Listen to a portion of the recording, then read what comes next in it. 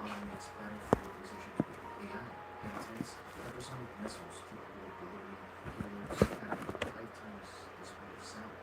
Each new decade quietly raises the stakes, pushing technology into territories the public rarely glimpses.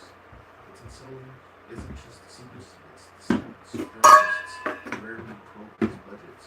Politicians rarely question them publicly, fearing accusations of being weak on defense. And the public most simply don't even care. They don't know if the details exist. But the budgets are there, hiding in plain sight, unprepared of open secrets and major priorities. They represent a conscious decision to fund dominance, technology, and potentially war at scales difficult to grasp. And as these weapon systems quietly evolve, funded by gun chicks, fuel sign without taxes, one question remains unanswered. If these billions are classified, yet remain invisible to the public, who exactly benefits from keeping us looking the other way?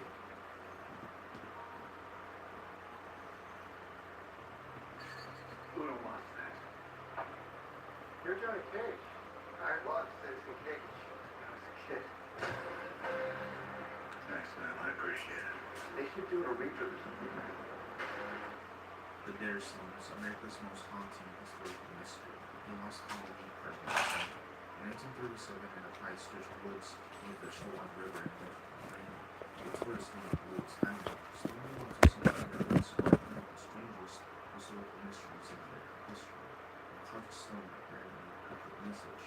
This discovery would ignite quickly to controversy, debate, and whispers about what really happened to the lost colony of Rome.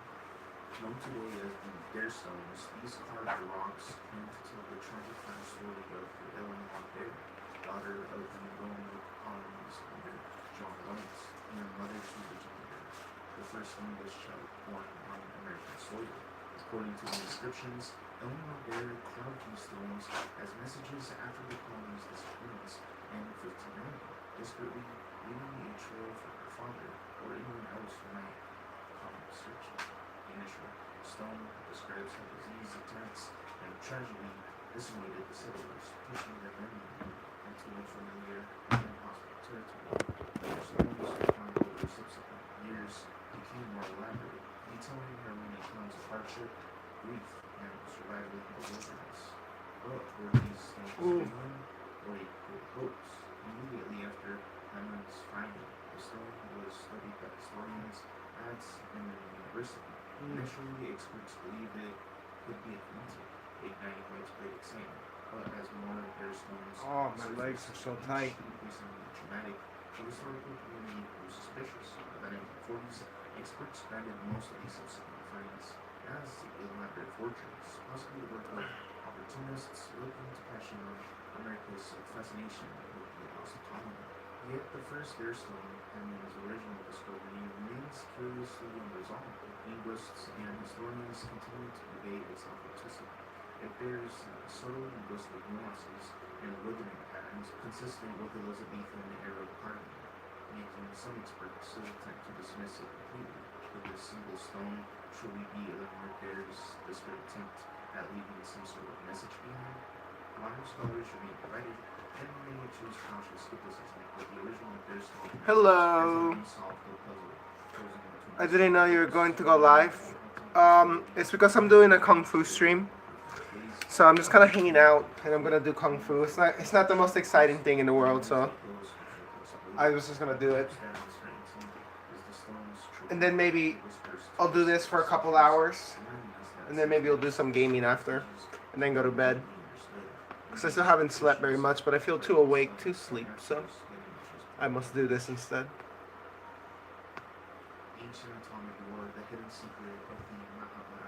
Kung Fu, yes, it's just slow and chill.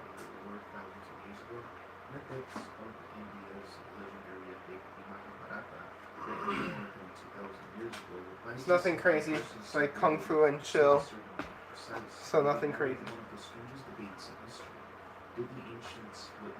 You're welcome to hang out, but at the same time, again, I understand it's not the most exciting of things. I'm just kind of chilling and doing Kung Fu while watching some conspiracy theory YouTube stuff.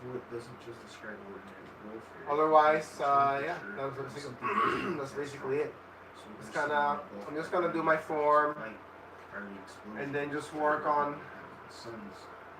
moving I guess, just motions. Just work on my form. Yeah. I'm just gonna work on my form. On different kung fu forms, perhaps, to see how it goes. And then maybe lift some weights in between. It just depends. Just motion, so I don't stay stagnant.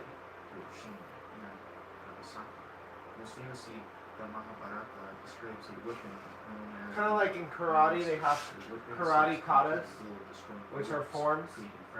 Kung Fu is the same thing.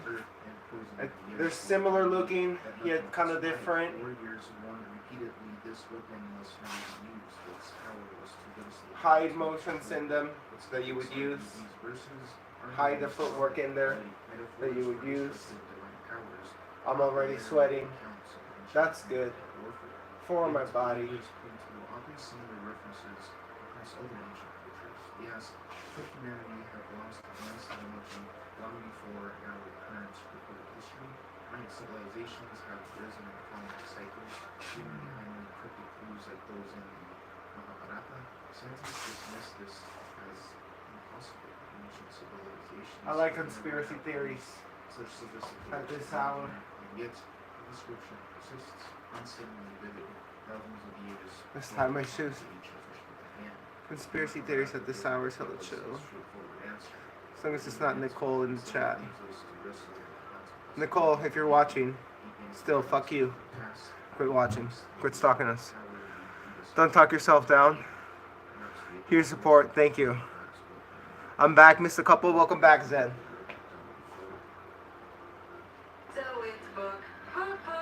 But there's 5 of you.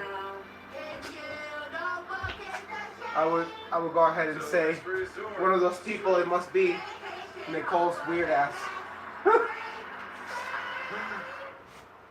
Did you know Cheez-It made Like you could just bounce and not stop my stream. Nobody can see what you're saying. No. You're forever blacklisted. Want it? Need it? Cheese it. Forever blacklisted.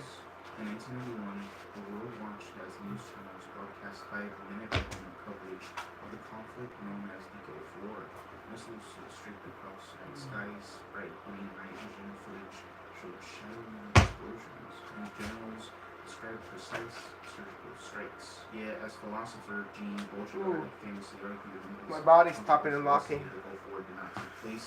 What the world witnessed wasn't a war; it was a Zen. simulation. Baudrillard wasn't painting the conflict itself as a hoax. Instead, he was pointing to something subtler and far more unsettling. And the point of the form, I think, is to like teach me structure about the styles that I'm doing specifically, and also get my body going. Like get my body to warm up by rotating my joints and testing my balance right there. Viewers across the globe watched endless repetition of green footage, digital maps, and colorful diagrams. Televisions made war feel clean, clinical, even entertaining. Actual combat, real devastation, and genuine human casualties became abstractions, mere background news behind a careful managed presentation. Images that reached audiences weren't reality. They were unedited, carefully constructed. But I'm thinking I do this for like 2 hours, and then I play Pokemon or something. War was no longer a chaotic human tragedy. It has become a simulation. A constructed narrative where reality itself faded. Battles didn't matter as much as perception of battles. Victory wasn't measured by peace or justice, but by television ratings, public perception, and political narratives. Of course, critics misinterpreted Baudrillard's statements, dismissing Not my favorite form, but I understand the usefulness of the mechanics, of the beginning mechanics, the basics. Their violence was sanitized, their victims erased, their true horror forgotten or obscured. patriarch's words. The Gulf War existed primarily as a virtual event, a manufactured perception of victory without clear losers, destruction without visible suffering.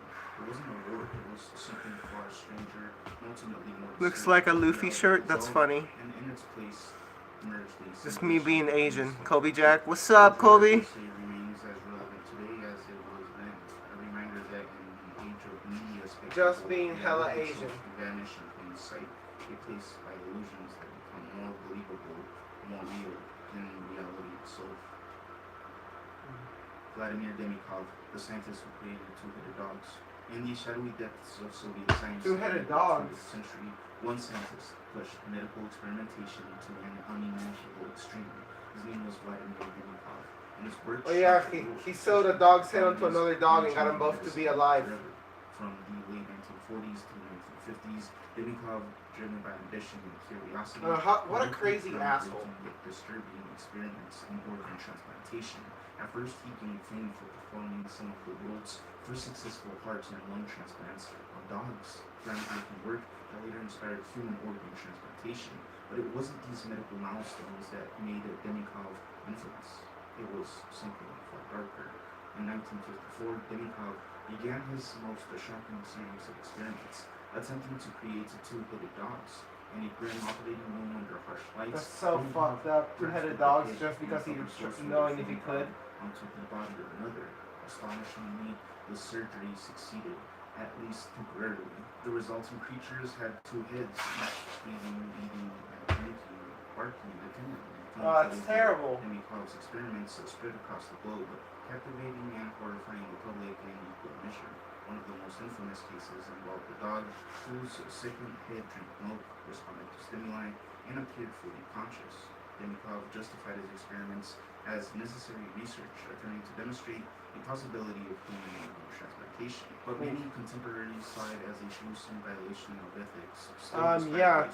Pointlessly adding another dog to another dog's body just to see if you could make them live is fucking crazy. Surgeons around the world later acknowledged Demikov's techniques and research as foundational, though the methods employed were deeply troubling. Eventually, international criticism and ethical considerations forced him into Demikov's most controversial experiments. His later life was marked by relative obscurity. He died quietly in Moscow in 1908, largely forgotten outside specialized medical circles. Yet his legacy lives on as a haunting paradox. Fuck that sounds crazy. Relentless pursuit of medical advancements forced humanity to confront an unsettling question. How far should science go? Sounds in the crazy. pursuit of knowledge? His two-headed dogs remain powerful symbols of medical ambition and of the most terrifying line between innovation and ethical transgression. Decades later, Demikov's unsettling creations still stare back at us from faded black and white footage, asking silently. Let's watch more occult theories and weird little conspiracy theories. I don't even know if you guys can hear that.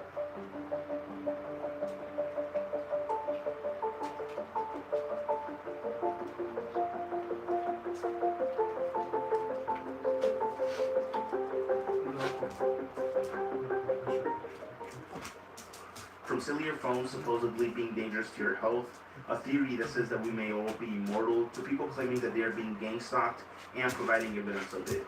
Yeah, it's gonna get pretty interesting, and that's what this iceberg is all about. Hello everyone, Pokeballas here in K Ariel, and today we're going over the Obscure Theories iceberg, covering different and obscure theories. Oh, now she's I messing grew up up on my that old bed. YouTube that used to take you down those theory rabbit holes, clicking one video to the Why? next. So in the threads of feeling nostalgic, I decided to cover this iceberg. No. But remember, this is all for entertainment.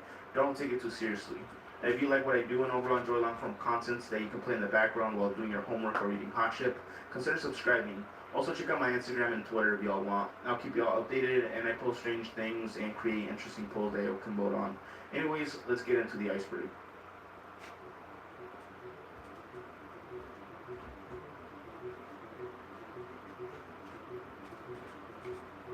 The water car. The water fuel cell, also known as the car fueled by water, is a technical design created by American Stanley Mayer. Mayer claimed that an automobile retrofitted with a device could use water as fuel instead of gasoline, which is beyond revolutionary. In a news report on an Ohio TV station, Mayer demonstrated a dune buggy he claimed was powered by his water fuel cell. He stated that only 22 U.S. gallons of water were required to travel from Los Angeles all the way to New York.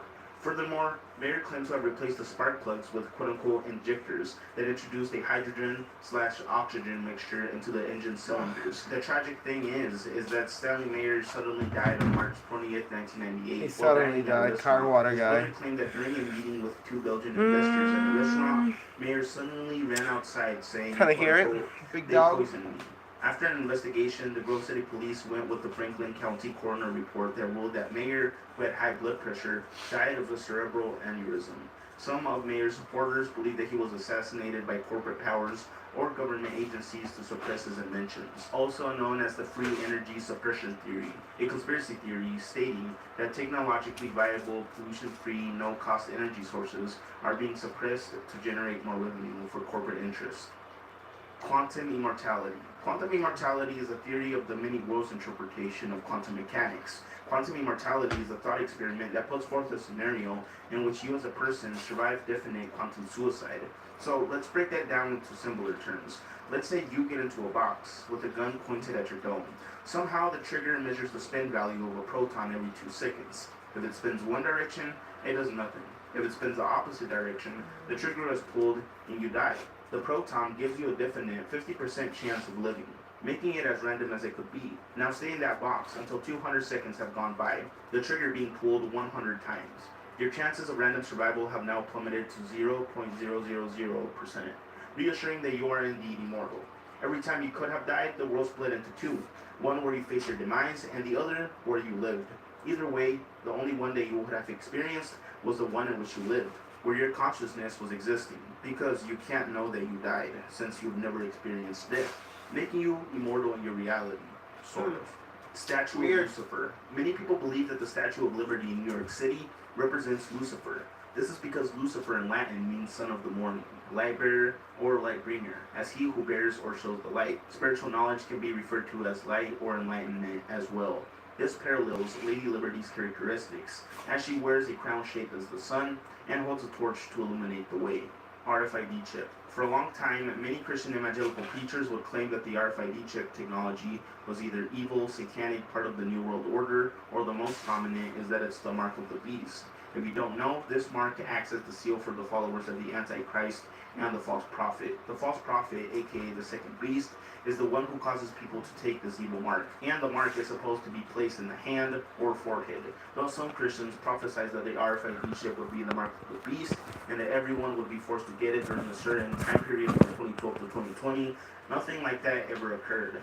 Hollow Earth. The hollow Earth is a concept posing that the planet Earth is entirely hollow. Nothing like that or ever contains a occurred before, not substantial counting interior space. the It jab. was still occasionally defended through the mid-19th century, notably by John Cleave Simmons Jr., but by this time it was part of popular pseudoscience, and no longer a scientifically viable hypothesis. But it still has some believers to this day. What's inside of the hollow space? Well, it depends on who you ask. Some strongly believe that reptilian shapeshifters inhabit this space, and that they're able to get above ground and control world governance, explaining why we get those creepy videos of politicians and celebrities with weird eye twitches. Others claim that there's an advanced human civilization living down there. One 18th century mathematician suggested that the entrances for the hollow earth could be found at the North and South Pole. The United States controls the media. I'm going to start off by reading this report from The Independent, stating, files obtained mainly through the U.S. Freedom of Information Act show that between 1911 and 2017, more than 800 featured films received support from the U.S. government's Department of Defense, a significantly higher figure than previous estimates indicated. They funded movies like Transformers and Iron Man.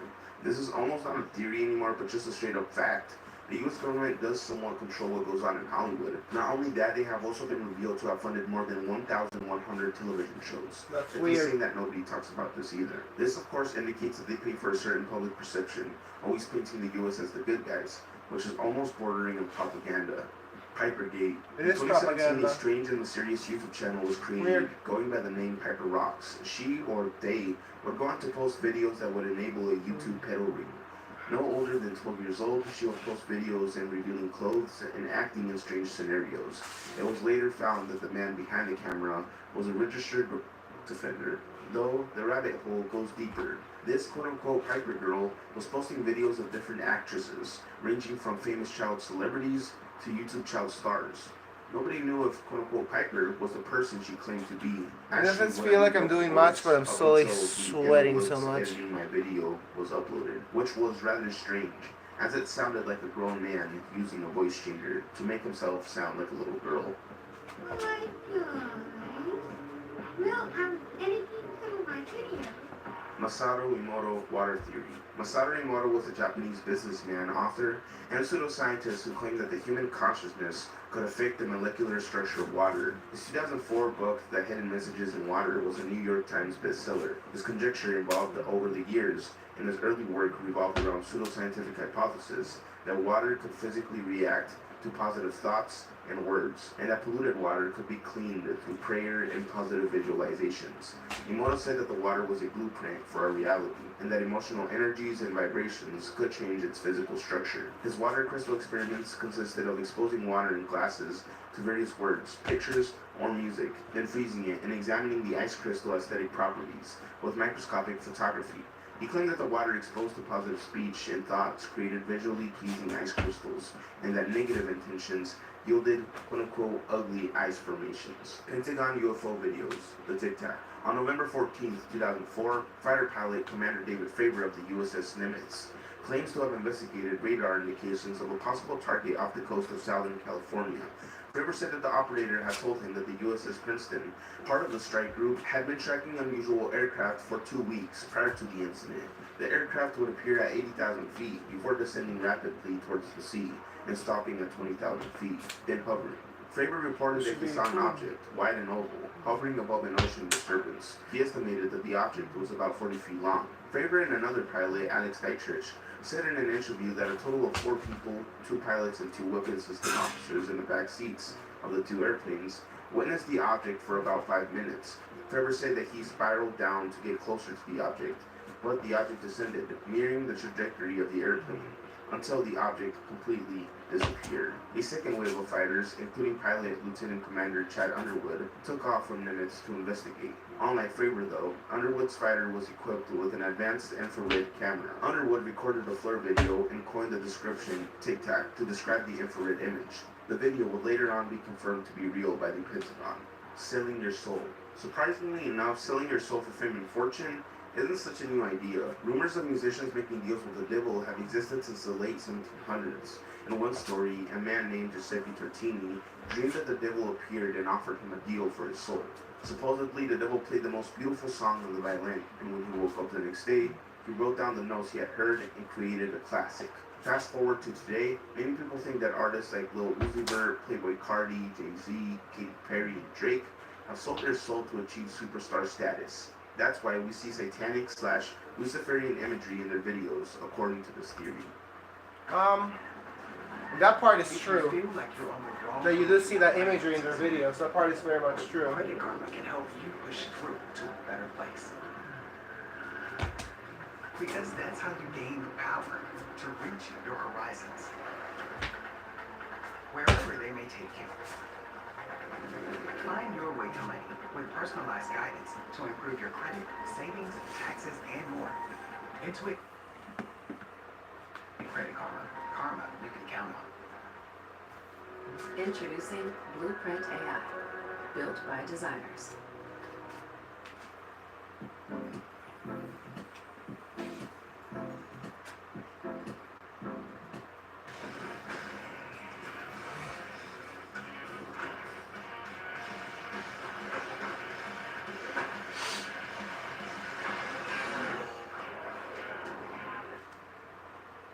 ancient cultures were advanced. Looking at ancient architecture from the past, we may question how these civilizations actually did it. Hi, Some me, have Mustafa. concluded they were Hello, far more advanced Mustafa. than we ever give them credit for. Just take a look at some of these images. They look like they were created using power tools, right? With laser-like precision. Take for example the Pumapunku's precise stonework from Peru. These massive H-letter blocks were made using stones and sticks, as metal tools weren't prominent in the Americas at the time. We also got the mini pyramids across the world, which are still a mystery and up for debate on how they were built.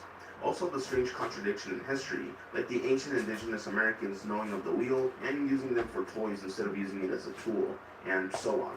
Tropical fantasy. This one is pretty complex and elaborate if true. Tropical Fantasy is an inexpensive soft drink originally from Brooklyn, New York. Its low price of 49 cents per 21-ounce bottle led to its success in the 1990s.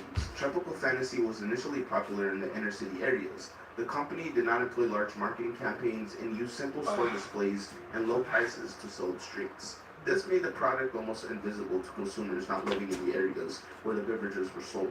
In April 1991, rumors began circulating in black neighborhoods that the beverage was laced with a secret ingredient that would sterilize black men. The beverage quickly earned the name Tropical Fantaside. The rumors claimed that the Ku Klux Klan was actually bottling the product and using the low price to attract poor citizens and to sterilize them. Later that year, rumors spread rapidly and provoked violence in many city neighborhoods. Attacks occurred on delivery trucks and storekeepers who stocked the Tropical Fantasy. Due to these rumors and rising suspicions, sales of the beverage plummeted by 70%. Now, the theory behind the theory is that due to its quick and rising popularity, as well as it being able to undercut its competitors' price, it's speculated the large soda companies were behind it all, generating the conspiracy in order to keep costs high. How did they do this though? Well, pamphlets were handed out throughout the public, warning people and spreading the sterilization theory, which became popular fast, but the source of these pamphlets were unknown. Mirror gazing. This one recently went viral on TikTok. Mirror gazing is basically the act of staring at yourself in a mirror for a long period of time, causing different types of hallucinating effects that creep people out. Some claim that when you do this, you're contacting the spiritual world, opening other dimensions, and or opening a portal for demons and other entities. There are tons of videos explaining how to do this properly and warning you about the quote-unquote consequences. Some also take a less spiritual approach to this practice, believing that it's good for your subconscious mind. But I don't know, what do you guys think about this one? The most dangerous book. This one is pretty vague, and may be referring to the 48 Laws of Power that details the laws for attaining power in life, business, and more, and gives historical examples of each law in practice, as well as examples of those who do not respect these laws. The book has been banned by several U.S. prisons due to prisoners using it to manipulate other inmates. It could also be referencing the Protocols of the Elders of Zion, a book that perpetuated anti-Semitic views and was used by many controversial leaders to justify atrocities committed against the Jews. A fabricated anti-Semitic text describing a Jewish plan for global domination, the hoax was plagiarized from several other sources, some not even anti-Semitic in nature. It was first published in Russia in 1903, translated into multiple languages, and disseminated internationally in the early part of the 20th century. It played the key part in popularizing the belief in an international Jewish conspiracy. Randonautica. Randonautica is an app launched on February 22nd of 2020, founded by Joshua Langfelder. It randomly generates coordinates that enable the user to explore their local areas and report on their findings. According to its creator, the app is an attractor of strange things, letting one choose specific coordinates based on a certain theme. The most trending controversy involved a group of people heading to a beach in West Seattle, as ordered by the app, where they found a bag with 2 dead bodies, 27 and 36, male and female, as reported by Seattle police homicide detectives. In addition, Randonautica has also received allegations that the app is used for human trafficking, which its creators have strongly denied, saying that the data collected by the app are anonymous, though the data is collected. Tunnels underneath the United States. From the 200,000 abandoned underground bomb shelters from the Cold War to subway station projects that were left unfinished, there's almost another world underneath the U.S. that is left uninhabited. Or is it? More people, also called tunnel people or tunnel dwellers, are homeless people living in large cities in abandoned subway, railroad, and sewage tunnels. Media accounts have reported more people living underneath large cities, like in Las Vegas. It is estimated that about 1,000 homeless people find shelter in the storm drains underneath the city for protection from extreme temperatures. Some believe that these places are responsible for those that have simply vanished without a trace, and that dangerous criminals inhabit these areas to evade law enforcement, being free to do whatever they please. please down there. Now let's move on to the depths.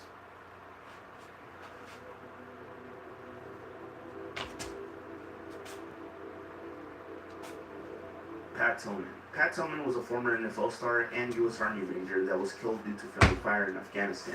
Initially thought to be from an attack, it turns out it was friendly fire from someone within his own group at close range. Further investigation suggested that it could have been done on purpose as well, due to his criticisms of the war at the time or simply knowing something that he shouldn't have. It was reported that members of Tillman's unit burned his body armor and uniform in an apparent attempt to hide the fact that he was killed by friendly fire. His notebook, in which according to author John Craigworth, Tillman had recorded some of his negative thoughts of the war in Afghanistan, was also burned, a blatant violation of protocol. Several soldiers were subsequently punished for their actions by being removed from the United States Army Rangers, though some believed everyone in the chain of command was complicit with his death.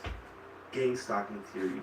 Victims of the gangstalking phenomenon refer to themselves as targeted individuals. They believe that some members of the public are in cahoots with an organization that intends to ruin their life for various reasons. Most victims are unsure as to why they are being followed. Answers range from being in an elaborate scientific experiment to the government having a vested interest in them, all the way down to them knowing too much about the aliens and reptilians that run the world governments. Though the majority of targeted individuals are categorized as delusional due to their lack of evidence, some are lucky enough to provide proof. Take Fasika Tafar's story, for example. When she would get home from work, she would notice that things were out of place in her house, like all the windows in her home being left open at the same level, cabinets being pulled out halfway, and lights being left on. She even found a camera in her son's bedroom. Worried about what was occurring, she searched online to try to find an answer and came across a gang-stalking story that she could relate to. In order to see what was going on, she left her phone recording in a hidden place and captured what seemed to be various people rummaging through her home. When she tried to get help from authorities, they told her that they really couldn't do anything for her, leaving her feeling hopeless. Ernest Hemingway, the prolific American novelist, also had an experience with gang stalking. He would write about how the FBI or CIA would follow him everywhere he went, becoming paranoid about agents stalking him. He would sneak his way around the United States. Even having his close friends began to question his own sanity. He would later go on to describe it as the worst hell, having no privacy. Due to this paranoia, he was admitted to a psych facility where he underwent electric shock therapy. Eventually, the psychological toll of it all catched up to him, committing suicide in his Idaho home. Years after his death, the FBI was forced to release documents, revealing that Ernest Hemingway was being kept on tabs for years, tracking the places he visited and the people he met, justifying the paranoia. His close friends later went on to say that this contributed to his suicide. Nazi Antarctic base. New Swabia was a piece of Antarctica that was claimed by Nazi Germany in 1939, named after their expedition ship. The purpose of the expedition was to find and set up whaling stations for the Third Reich to increase the production of fat.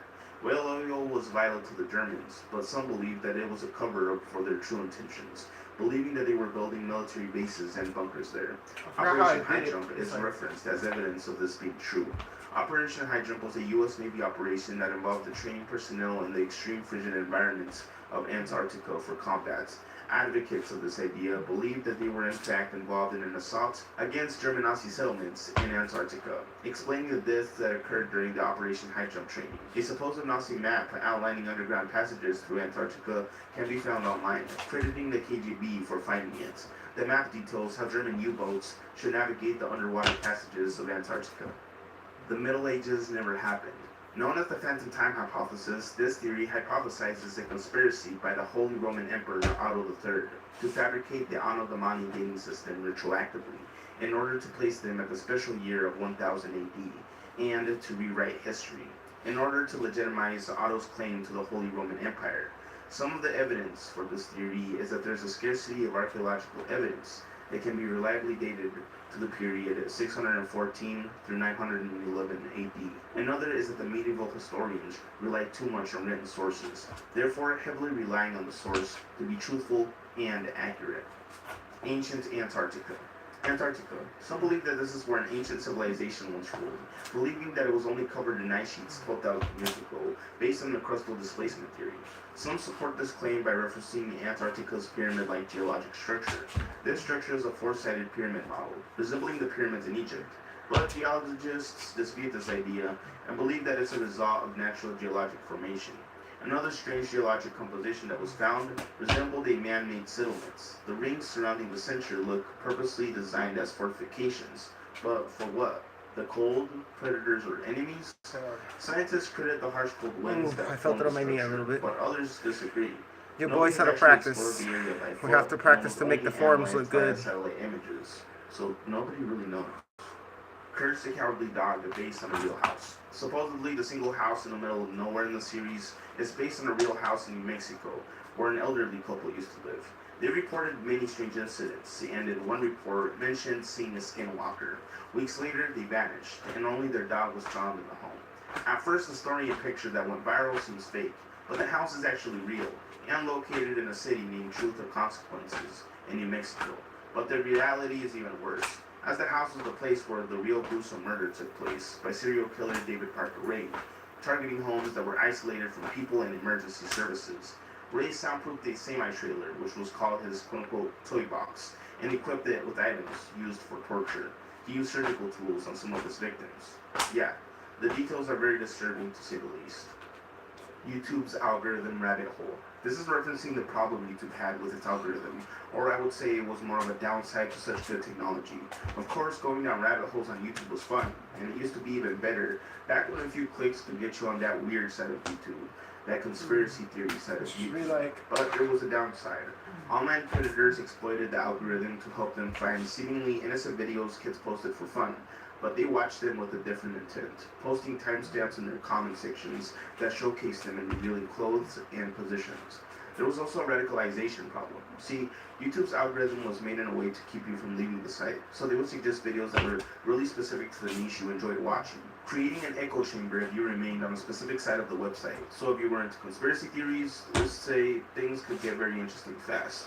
You would get hour-plus videos on how space is fake and totally made up to hide the truth of what's really out there. Though this was tame, as some videos and theories pushed people to radicalization, forcing YouTube to adjust the algorithm and add way more filters. Operation Northwoods. Now this one's quite interesting due to the fact that it's true. The United States was considering harming its own citizens in order to trigger a war. Operation Northwoods was a proposed false flag operation against American citizens that originated within the U.S. Department of Defense of the United States government in 1962. The proposals called for CIA operatives to both stage and actually commit acts of terrorism against American military and civilian targets, blaming them on the Cuban government, and using it to justify a war against Cuba. The possibilities detailed in the document included the possible assassination of Cuban immigrants, sinking boats of Cuban refugees on the high seas, hijacking planes to be shot down or given the appearance of being shot down, blowing up a U.S. ship, and orchestrating violent terrorism in U.S. cities. The proposal was rejected by President John F. Kennedy, though. The physical documents on Operation Northwoods became declassified through the John F. Kennedy Assassination Records Collection Act of 1992. This act declassified a total of 4 million documents, including Operation Northwoods, and was made available through the National Archives in College Park, Maryland. However, public knowledge of Operation Northwoods did not come until 2001 with the release of the book by the author James Bamford titled Body of Secrets. People vanishing in national parks. On average, 270 million people visit American national parks each year. That one so terrifies it's not so me. surprising that every once People, in a while, the way people go missing in national parks. Right? Well, if it's a missing for 11 case, it is. Missing for 11 cases usually have strange similarities, such as the missing person being found in an almost humanly impossible area to reach by foot, or disappearing in a blink of an eye. And if they're found alive, most of them have no recollection of what had occurred. Take the case of Dr. James McCrogan, for example. After landing a brand new job, he went on a hiking trip with a group of physicians. Along their chill, McCrogan decided to not take a group break and just push forward. 20 days later, he was found dead, 16 miles away. On him was a charged phone with reception, working GPS, and minimal clothes, as his boots, sweater, and gloves were taken off. Some people blame the Native American legends, skinwalkers, wendigos, and other paranormal phenomena. The dead internet theory. According to this theory, the internet has died and has been completely commercialized and controlled by an unknown entity. People have stated that they feel like the internet used to be more fun and liberating, as opposed to how it feels like now, being more safe and bland, using the same websites and apps over and over again. Some report that most people online aren't even real, as most sites are filled with inactive accounts and bots, used to fluff a company's buzz. This also goes for most sites being automated by bots. The majority of online articles are written by an AI, according to some believers.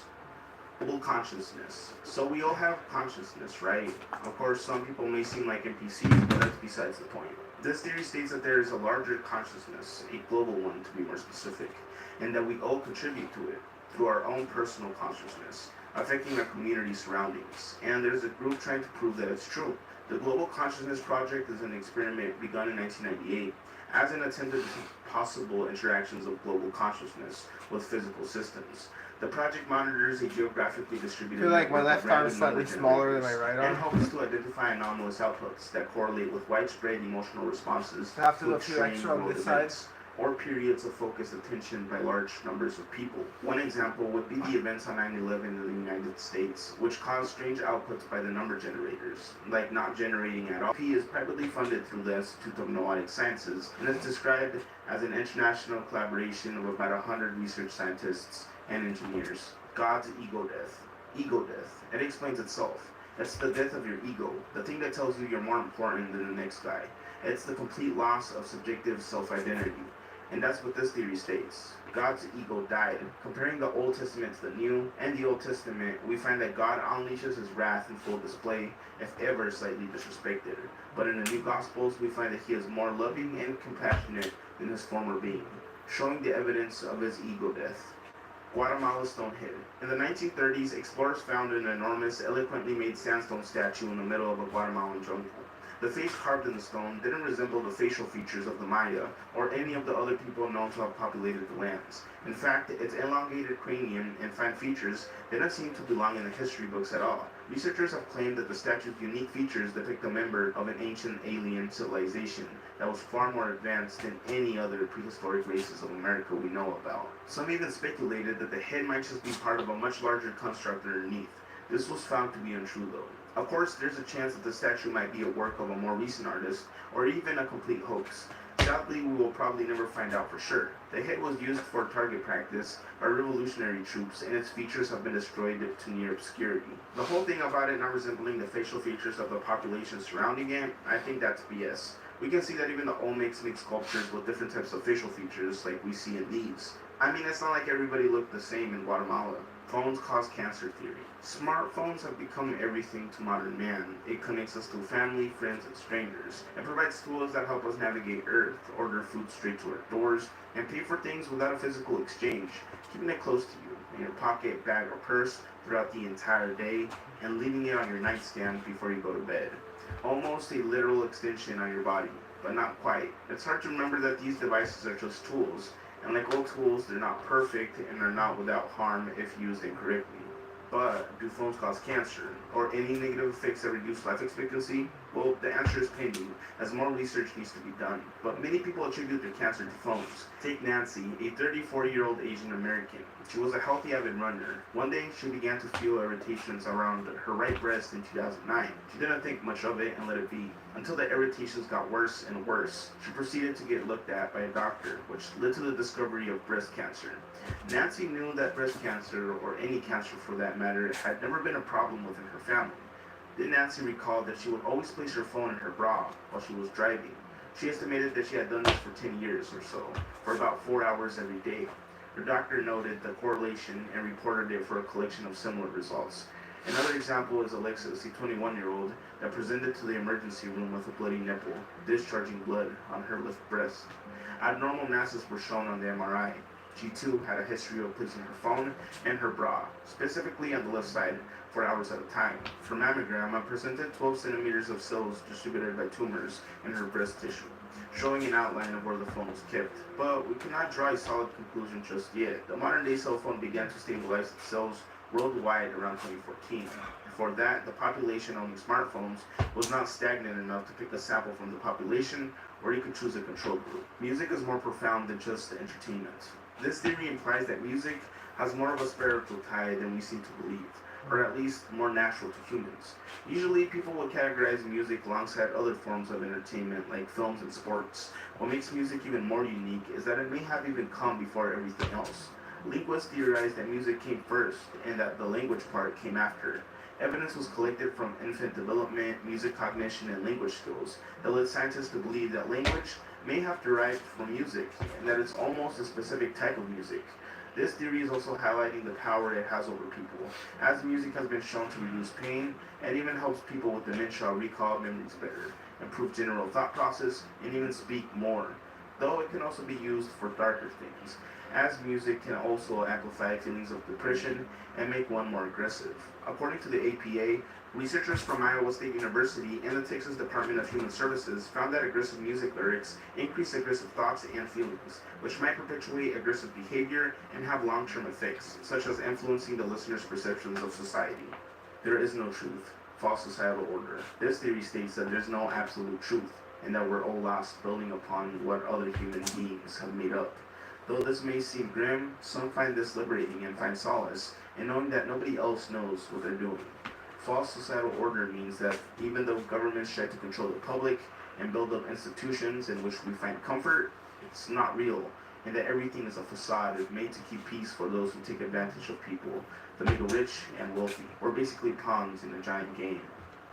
And that was part 1 of the Obscure Theories Iceberg. If you want me to make a part 2, let me know. Be sure to subscribe too. But other than that, I'll catch you next time.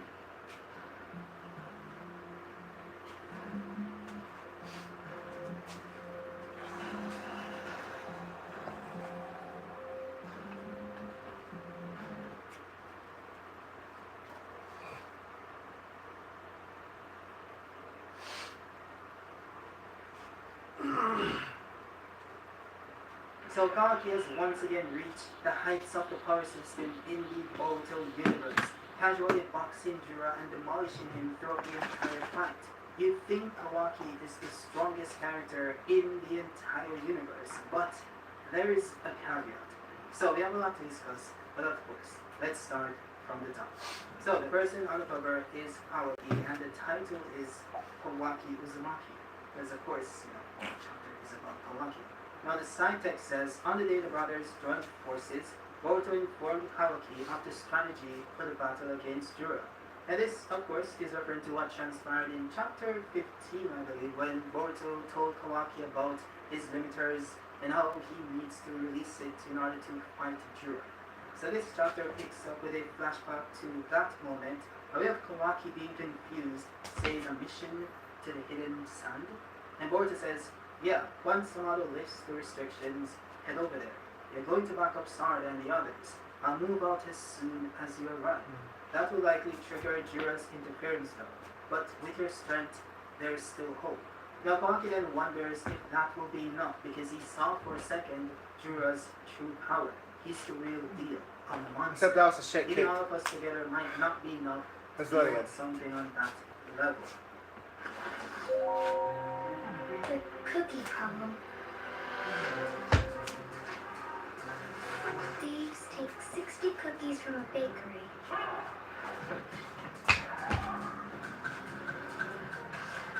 They ate 3 and dropped 12. How many are left? So, how many?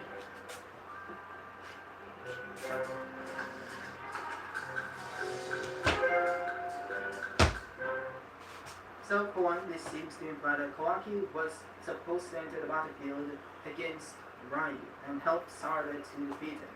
Which, by the way, also implies that all those Maybe we'll just do theories that of part over and over again Boruto's till I get it. future playing out in this exact way, which I'm also guilty of, by the way, wasn't the case. Because Boruto's plan didn't actually come to fruition, because Kawaki was supposed to be there a long time ago, and then he would have joined afterwards. But he ended up having to join long before Kawaki even arrived and almost died anyway. But luckily for him, the universe is on his side, and Kawaki arrived just in time. A bit late, but just in time.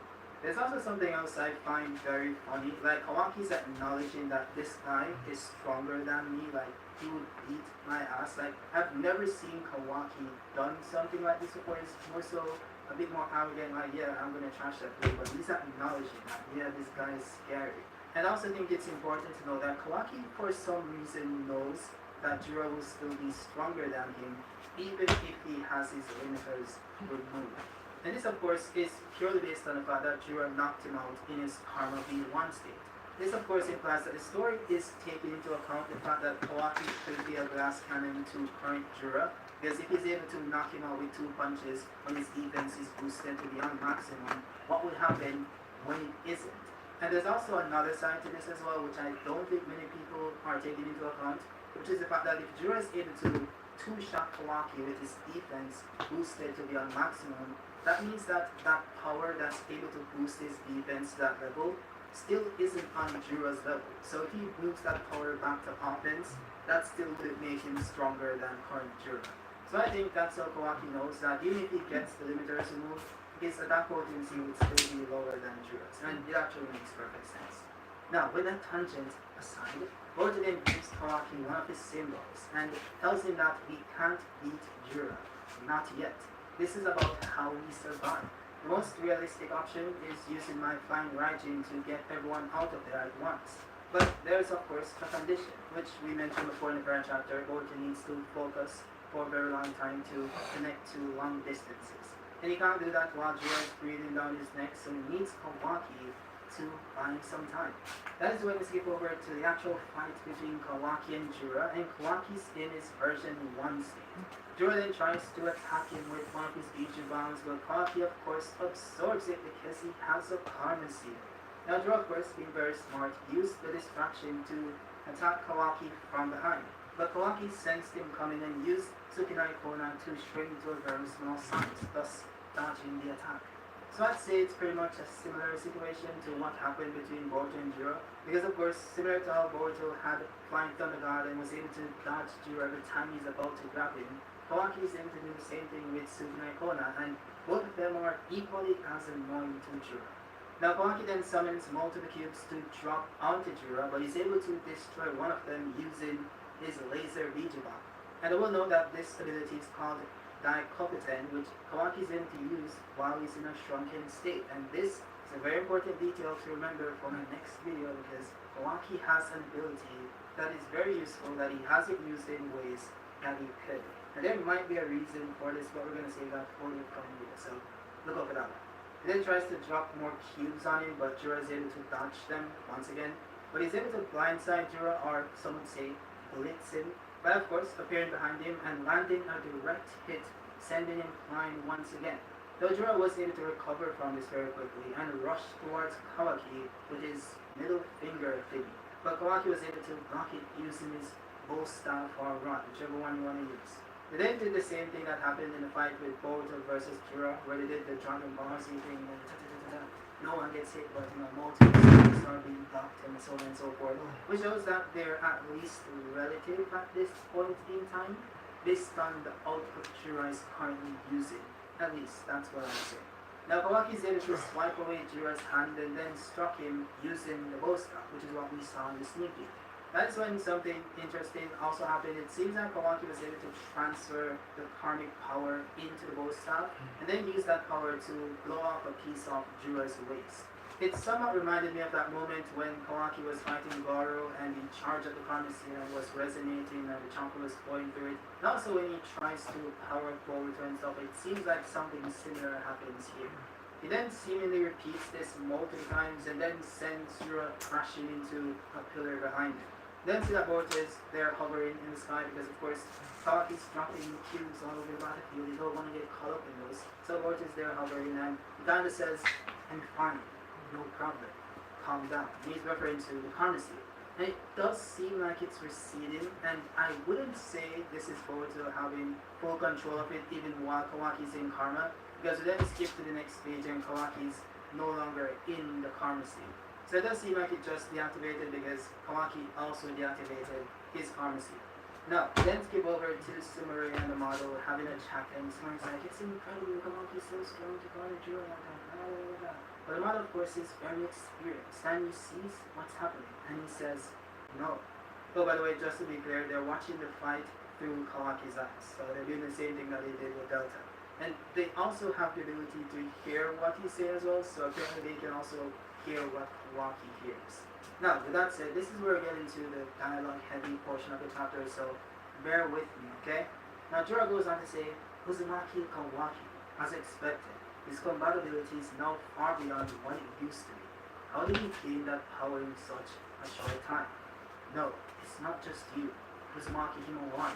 She suddenly awakened right before my eyes and showed strength like a completely different person. Looking back on it now, it was almost as if energy sacrifice triggered it. Then there's Uchiha Sarada. She too suddenly awakened to her power and effortlessly took down one of my things. Both cases are extraordinary, something that can't be explained by normal means. This is just my personal view, but I can't help but feel like there's a common thread linking all of this together.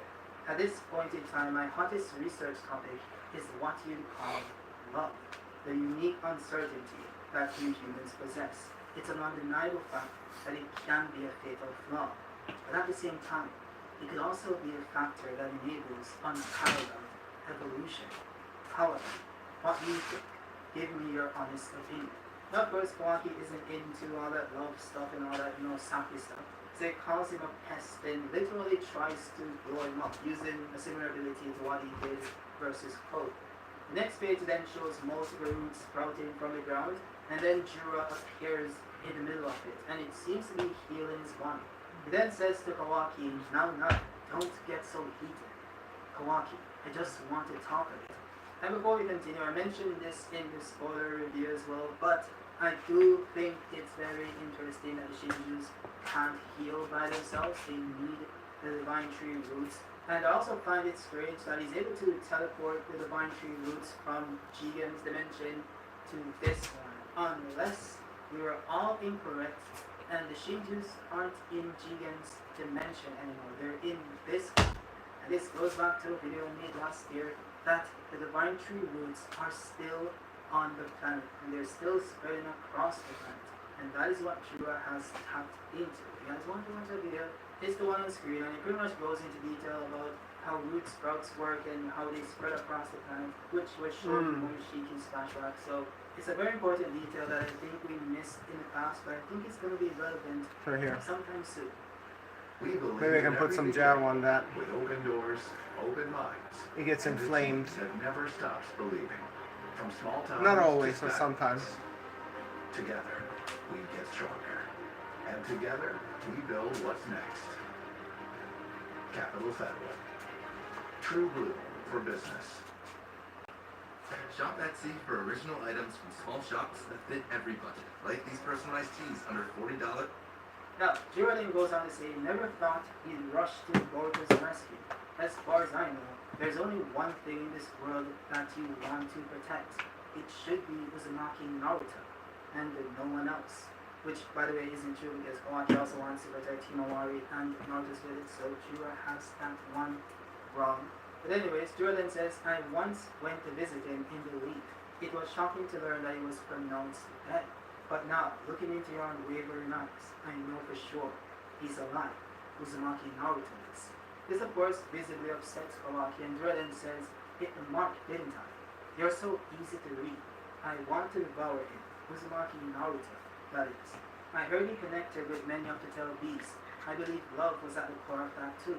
I can't help but feel that way. What is love? If I devour him, maybe I'll understand it a little better. That's when Boruto appears next to him. He says, sorry to keep you waiting. What is We're love? good to go now. Baby, Not time don't to hurt listen. me. Jordan says, No more. Before I invite you now, it's a shame, but it can't be helped. Looks like this is as far as we go this time. Boruto then grabs onto Kawaki's shoulder and says, let's go, Kawaki. But of course, Kawaki then angrily snapped away his hand and said, hold on a second. Hey, Jura, listen up real close. I don't care about love or any of that crap, but still, your instincts for targeting you separate. I'll give you credit for it. But don't get the wrong idea. One day, I'll definitely kill you, without fail. Jordan says, interesting. I appreciate the honesty. Kawaki says, I'm done here, let's go. Jura stops him and says, Kawaki, I'm glad we both got to talk. Let's meet again. And you'd think Kawaki was going to be cordial and say, okay, cool, sure, man, sure, no problem. But he turns around and gives him the middle finger, and then Boruto teleports him away. And then skip over to Konohamaru and the squad. Delta then tells Konohamaru that they were told to leave it around there on the ground, which is referring to Boruto's flying Viking symbol. She then notes that it's hard to sense if you're carrying it around, which is kind of another nerf on Boruto's FTG because if someone is carrying the symbol, it's harder for him to sense it, which is very interesting. There's a sense that you'd best keep a bit of distance just in case. It would suck if someone suddenly stepped on you. And that's when, of course, someone stepped on you. That was Kawaki. Because Boruto then used FTG, and it of course goes to the exact location of the pendant. Boruto then apologizes and asks him if he got the thorn soul ball. Konohamaru confirmed that they did, and Boruto said, alright, we're flying straight to Konoha. Then skip over to Ada and Kashi and Koji having a conversation. Ada says, I was worried about what might happen, but for now that is a relief. Koji then says something very important, which is that it's not exactly something to be praised. It could end up destroying an even better future. He was far too dangerous a gambler. Boruto surviving, of course, that itself is good. But because of this latest action, the future has drastically changed once again. Ada then says, isn't that fine though? That's how it's supposed to be, right? Koji then replied saying that this isn't someone else's problem, Ada. Amushi is moving, and you are the target. They then skip over to the 10th house dimension, where Jura appears to be smiling, it seems. And Hidari, of course, asks him if he's feeling sick or something. But Jura says it's the opposite, Hidari. Listen to this. Kawaki actually praised me. And I mentioned this in the spoiler video already, but it does seem as if Ishiki's essence is somewhat seeping into Jura, specifically. Because not only does he love the fighting aspect as well, and he loves to hold back similar to Ishiki, he also seems to be interested in what Kawaki thinks of it, which of course would make sense because Ishiki was somewhat of a father figure to Kawaki for a very long time. So I do wonder if that's what's happening here. But it could be something else, and I could be wrong. I guess we'll see. But yeah, Hidari then goes on to say that he learned a word recently, and it kind of fits this situation perfectly. And Jordan asks him, oh, what kind of word? Hidari then says, totally ick. The chapter ends with Jura having this really dude look on his face, and the side text says he was just happy to be praised. Then Hidari had to ruin it with one of his freshly learned words. And with that said, that's it for the video and the chapter. I do think it was very awesome. I love the fight between Kawaki and Jura. There are other things I think Kawaki could have done, which I'm going to go over in an upcoming video. But the pacing itself was good, and it kind of supplemented multiple theories I put forward over the years. So that was at least good for me. But yeah, if you guys got the video, drop a like. If you're new, subscribe, and I'll see you guys on the next one. Peace. Get chicken breasts, just $1.99 a pound. Friday through Sunday, only at Hy-Vee. More outdoors. More, oh yeah. Let's do that shit that I can do it normally. Mazda.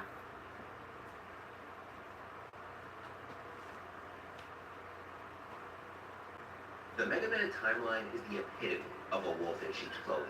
Behind its friendly exterior is a dark and violent world where What should we watch? is a catalyst for catastrophe. See, Thomas Light probably thought his dream of creating robots capable of thinking for themselves was noble and innovative. His genius would change the world.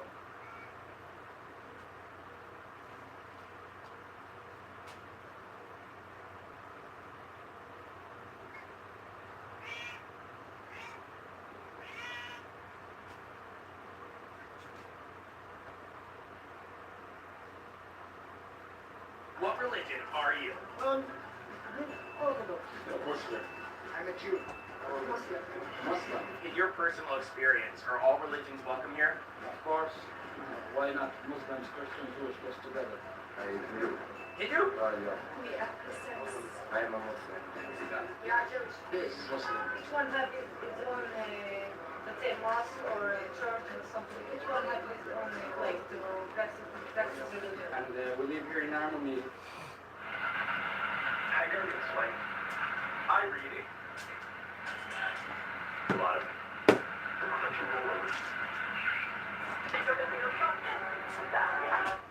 Now, if there's something you need to know about me, is I'm not really big on horror manga. I've covered a few and reviewed them on the channel, but in general, the horror genre is not something that's always been attractive to me. Be it that most slasher movies to me come off as horribly written money grabs, or that just in general, I'm a little bit of a wuss. No, seriously, I scare very, very easily. However, in reading form, it's something where instead of it just being cheap jump scares and loud audio that just gets me jumping out of my seat for a moment, Instead, they offer me a haunting experience which pulls me in and compels me to the actual narrative behind the scenes. And out of every horror manga that I've read, I think none of them have done it to the degree as this one. PTSD Radio. A 6-volume, just haunting experience, which it really comes off as all these different short stories, which you end up finding out are all connected by one common theme. Really, the imagery in this manga is some of the most powerful, and it sticks with you even days after reading the series. Now, admittedly, for horror videos like this, I wish I had a deep voice, because I feel like it adds to the experience. But no, you just have to listen to me sort of narrate and talk about what's happening. I actually had a homie one time say I sound like I've had 2 sex changes, which if you laughed at that, I hate you. Now, the story begins with a girl getting her hair cut off by her grandma. Her grandmother saying that she had to do the same thing when she was her age. And then eventually we see her as a grown adult, seeing a reflection in the train of a bald person.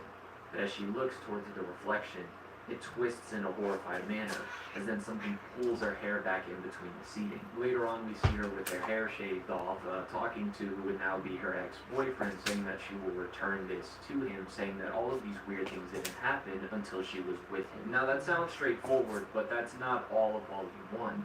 In fact, Volume 1 jumps between many different stories from what seems to be many different time periods with many different characters.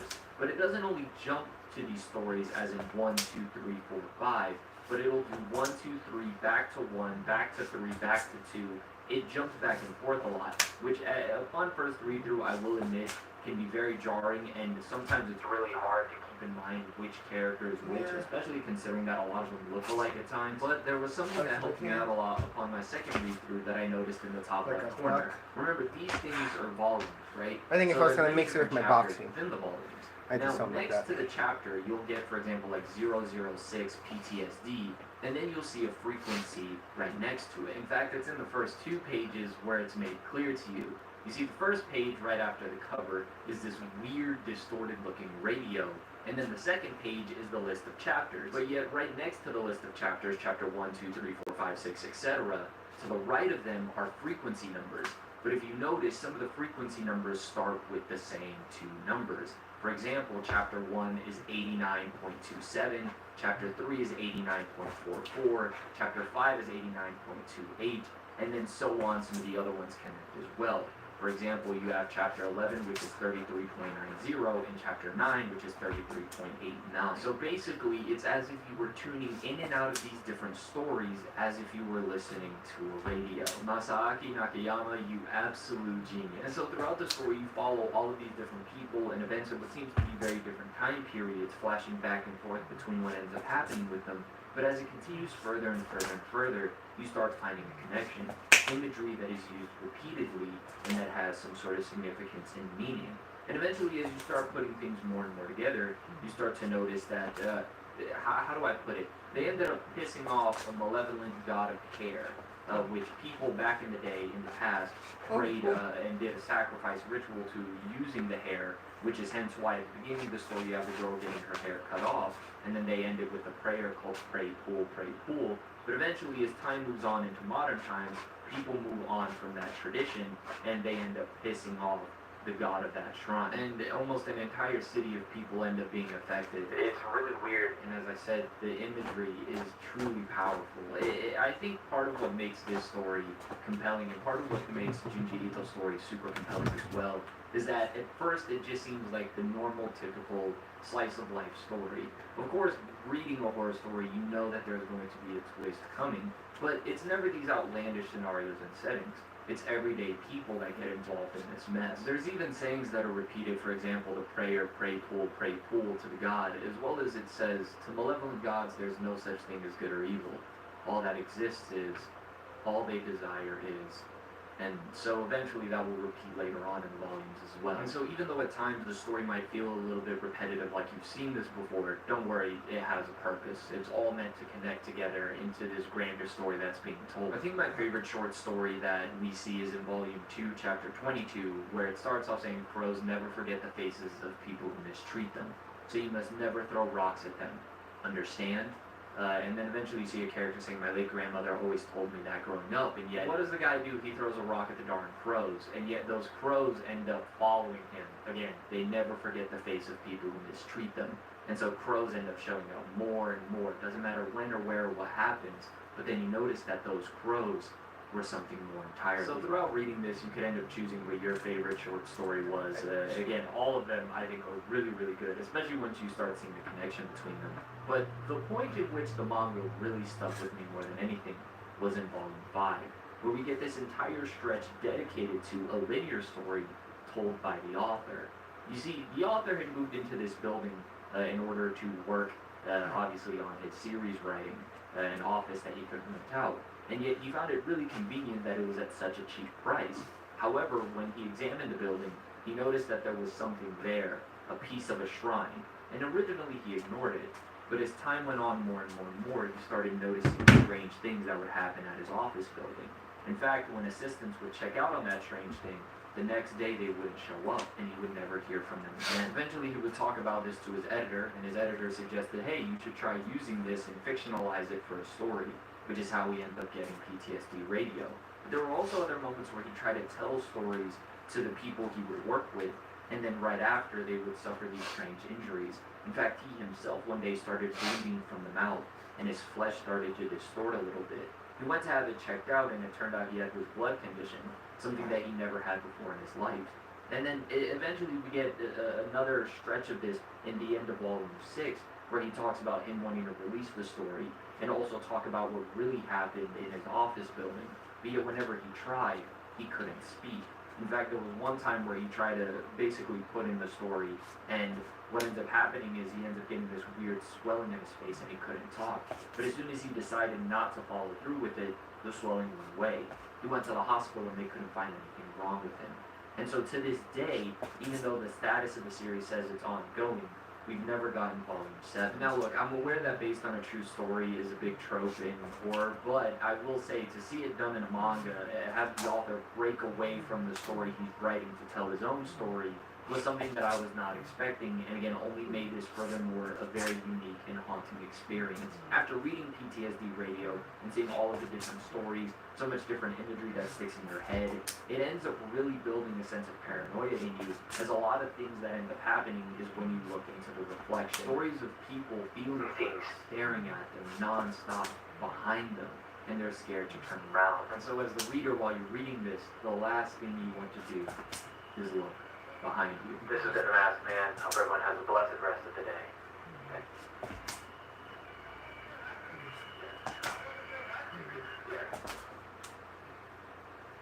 It's Smartphone time. It's Friday. Are you ready for mischief? Sucker. Magic. And mayhem. That's gonna leave a mark. Smurfs with PTO Friday. I used to struggle with dandruff, but now I use Head & Shoulders every wash. Well, because the active ingredient in Head & Shoulders fights off the microbes that cause dandruff. See? Those legs down here make every wash count. So it's basically like germinate, like sending out seeds to form new galaxies. Yeah. Yeah, maybe. It's the fucking circle of life. If that's your horny phase, you should stop. You just see my black hole.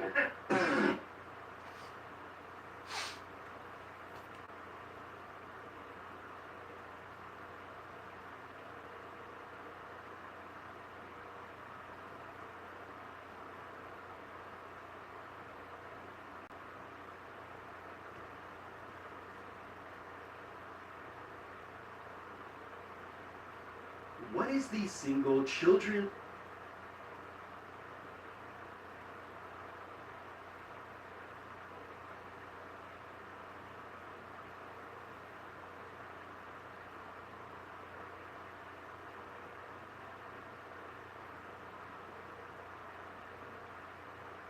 Take yourselves back to 15 years ago. The year is 2010 and the internet is... How many gods does the Bible mention? Most Christians.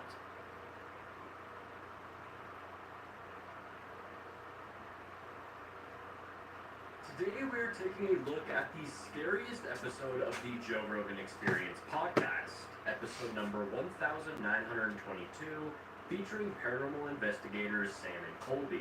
Now, I know, Sam and Colby are very controversial in the paranormal world. They've been accused of over-dramatizing their videos or even faking them. They have been accused of quote-unquote monetizing fear and sacrificing their credibility for clicks. Now, whether you think Sam and Colby are con artists or whatever you may think about them, it is true that they have investigated hundreds of actual haunted places that have very so we are going to hear their stories that they've shared with Joe Rogan, and then go through the history behind the places that they have investigated. Starting when Sam and Colby shared their experience investigating the Waverly Hills Sanitarium. Just for a little context before we hear their story, Waverly Hills Sanitarium opened in 1910 as a facility to treat tuberculosis patients. Today, it's known as one of the most haunted locations in the world. Take a listen.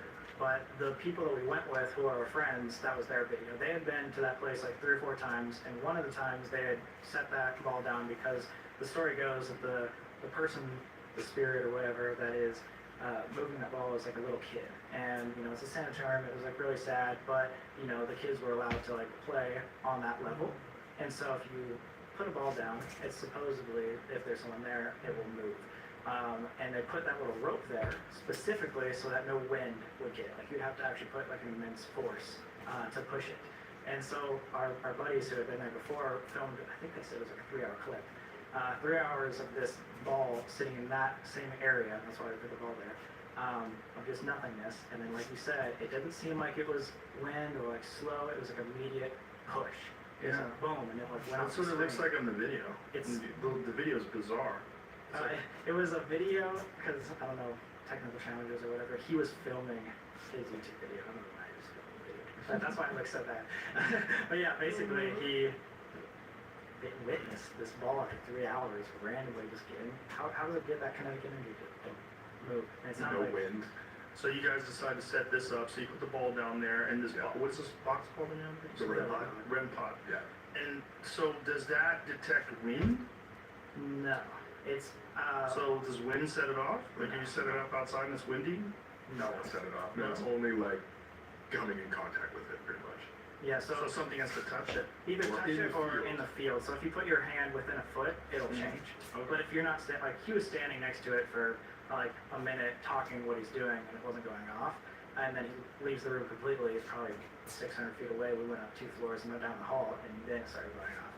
Which was so monumental to us because it was like, why, for the entire time that you were there, nothing's happening, but as soon as you leave, or as soon as I leave, The Waverly Hills Sanitarium was built in 1910 in Louisville, Kentucky. It was originally a small 2-story wooden structure that was built to treat people suffering from tuberculosis, which at the time was completely ravaging the country. Now, back in 1910, tuberculosis had the nickname the White Plague because it was very deadly and there was, you know, no real antibiotics for it. The only kind of the same as shadow boxing. Was rest. Or the same if I was just going like this. The sanitarium was built on top of a hill, away from everything, because tuberculosis spread easily. The thought of Waverly Hills was to isolate the tuberculosis patients away from the rest of society. By 1926, the number of tuberculosis cases had exploded, so Waverly Hills started to expand. They opened up a massive 5-story building that could hold over 400 patients at a time. And this is where things started to get dark. Treatments at the time were, you know, let's just call them experimental. Doctors tried collapsing patients' lungs, ingesting balloons into people's chests to try to quote unquote, you know, rest the lungs. And doctors even removed people's ribs to help them breathe better. It's kind of like that. You know, quote unquote treatments. Except instead of and just being honest, like none of them 1, really 2. worked. Now, over the years, while Waverly Hills was up and running, it's said that around 60,000 people died in the sanitarium. So instead of just 1, 2, as a place to treat it's the same thing. Quickly turned Is into a house 1, of pain, death, 2, and isolation. 1, Which is why, you know, many 2, people believe that today 1, the Waverly Hills 2, Sanitarium is 1, haunted, like 2, severely haunted. The creepiest It's just part that of it's Waverly Hills is something kung fu instead of boxing. Like I said earlier, So it looks Waverly funky. Hills was built on But it's the top same of thing, a hill, same and concept. The hospital needed a way to get supplies in and If out I can- during the cold months. So they built this If I can 500 foot long fluidly- tunnel that sloped Because down when I the punch, hill and connected I have the main ability to hospital bounce. the bottom of the property. It was originally meant for maintenance workers and for transporting things I have the like ability food to and move. linens. But as the death rate started to skyrocket, the staff began using the tunnel for moving So, dead bodies. The staff I'm trying to told develop the the other same ability that I have in boxing, where I can just kind of, or kickboxing, every single day. where I can. So instead, when someone passed away, the staff would just, Where I can transport just the move. body down the It's not a tunnel big deal using for me to- a car or a pulley system, and that's why the tunnel got the nickname the Tunnel of Death, because the tunnel saw thousands of dead bodies being Same thing. passed through it. If I have the So ability people to- who visit the Waverly Hills Sanitarium have heard things like disembodied voices and seen, shadowy figures in the Tunnel of Death. And just looking at the Waverly Hills Sanitarium, If I have the ability to move, if it's true that like that when I'm 6,000 people kickboxing. died in that hospital, If I have to develop the same ability in say that, kung fu. this place is haunted to shit. Or I can do the Say moves. that there are specific parts of the hospital that have the most activity, like room 502. Room 502 is up on the 5th floor, and like After develop like the same ability to move, I think that's the important part of it. hanging from the light fixture in this room. A few years later, another nurse supposedly jumped Maybe from I'm- the window in that room and died. People who have been in this room have claimed to have seen a woman Then I in a trip. nurse's outfit peeking out from the doorway, Or maybe I go- standing near the window. People have also claimed to hear Slip, voices punch, saying things like punch, "Get out." Now, step, expanding on what Sam punch, and then we were talking about, come in there's a story about a for like a young boy sweep. named Timmy who supposedly Or haunts the hospital. Now, maybe nobody I- really knows the- the lore behind Timmy, Come an elbow. but apparently he was a child then sweep who him died this at way. Waverly Hills, and he is known for playing With my with little a hook. ball, and many With that little visitors 7-star and foot hook. investigators, like Sam and Colby, have left a ball for him to play with. And a lot of Maybe those I'll people like have reported grab a weight videos and something so I can like pull things that way so I It can is said practice that Timmy moving is things very with her feet that way. temperamental, and he's just a lonely ghost child who wants someone to play with. Regardless if he's, friendly or not, that is still pretty freaking creepy. But not all spirits in this hospital are deemed friendly. I mean, one of the most disturbing spirits that roams the hospital is one called the Creeper. Now, the Creeper isn't described as a person. People say that the Creeper is a dark, shadowy figure that crawls on the walls, the ceiling, and even along the floor. Literally like something out of a nightmare. It's not like a normal ghost, it doesn't move like a person, and it's often described as this like inky black mass that just makes people feel absolute terror. Some people believe that the Creeper is the result of all of the trauma and suffering that's, soaked into the building, while others believe it could be something demonic. And then of course there are just, the classical haunted hospital vibes like shadow figures moving at the end of long corridors, unexplained footsteps, doors slamming shut, and voices when there's, no one else around. Investigators have claimed to even be touched, pushed, or scratched by something that, they couldn't see. So yeah, that's the Waverly Hills. Try boy, what's up? The next haunted place that Sam and Colby talk about is the Queen Mary, which is one of The sort of thing you can do in training is not have a partner. and is the Yeah, but that's more like arts, that's more like performance arts than martial arts. Queen Mary, and I will see you guys after to talk It's just kung fu. in depth about it. Forms are a lot more like shadow boxing, because I don't need a partner to the point of shadow boxing. And so we turn off the camera, we start packing up, we start walking towards the door, and as soon as we turn, actually we're about to get out of the room, the faucet turns on full blast for 4 seconds, and then turns back off, and we all actually freeze and freak out. Two of our roommates that were Like, there at the time, kind of like shadow boxing, except with kung fu I have to get good enough at the form before I can shadow box with it. Maybe that's a sign of it doesn't want to be filmed and it doesn't want us to leave. So It's maybe like let's not film this and try it one more time. Just for that. Visualize someone. And so that's what we did. But this time it worked. And Maybe. to the weirdest extent, we just put away all of our cameras. We sat in the most serious tone saying okay guys, before this didn't really believe, so if this is happening, let's have something happen. And so we all sit in the dark together and we start calling out questions. And we're okay, Like, is there anybody here? We hear a knock. And so we're like, okay, maybe that's something. Very faint though. So we just have to get good with kung fu forms so we can like freestyle Can you tap more? shadowbox And kung there fu was, like, forms. 3 taps. Alright. Kind of like I freestyle my Like, sword. Yeah, start asking questions. Go on, like, we were talking probably like this, but then there was type 3. Yeah, but that's why you train with a partner. Which It's looks like, everything. But, see, so what we that did is true, like, but it's not. just ask But that's the questions point, and though. steps. So You can't if train it's with a partner all the time. once for- So every pro boxer shadow boxes, every pro MMA fighter shadow boxes, everybody at a high level in karate or kung fu, they all have to practice forms in shadow box. There's just no way around it. You know? And how do you solve the bad habits? You go spar. You go fighting. So when you're sparring, if you have bad habits, Feel the vibration. your opponent's going to exploit them. And then you think about it and you learn. And then you take that experience back to the lab. And then you work on it again. And then you bring it back to the sparring. And see if you solve the equation for why is it that guy just hit me and I wasn't in, why was I open? How the distance and space, you know? Why is it that they can get me and I can't get them? Or why is it that my technique didn't work? Do I have to switch the technique?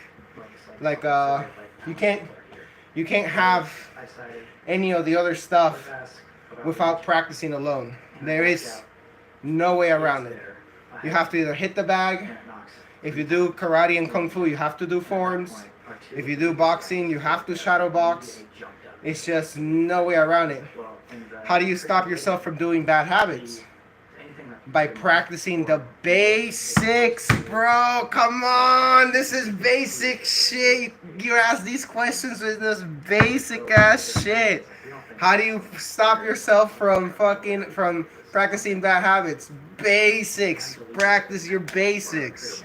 Territory type thing. Could you put in the internet historian Costa Concordia? Ah, that's a tough one. Okay, you stopped me there with that question. You finally got me. Because I have no idea. You finally fucking got me, Try Boy. Because I don't know how to answer that. And for example, when I kick, like I've been doing martial arts long enough, right? I know, like, when I do a side kick, like, look, shit side kick. That's kind of a shit side kick. Why is it shit? Because I'm not chambering. I have to chamber the kick, extend, chamber back, instead of just being like, boom. You know, one is gonna have less power than the other. Could you put on internet historian? What if I get copyrighted though, bro? How popular is he? After the war ended, the Queen Mary went back to being a passenger ship again. How popular is this guy? Across the Atlantic Ocean until 1967. By 1967, airplanes were just, way more popular way to travel. And basically the glory days of ocean liners were pretty much over. So the Queen Mary took one last trip to Long Beach, California, where it has been docked ever since. Yes, I know, how does a ship that, didn't have any tragedy become so haunted?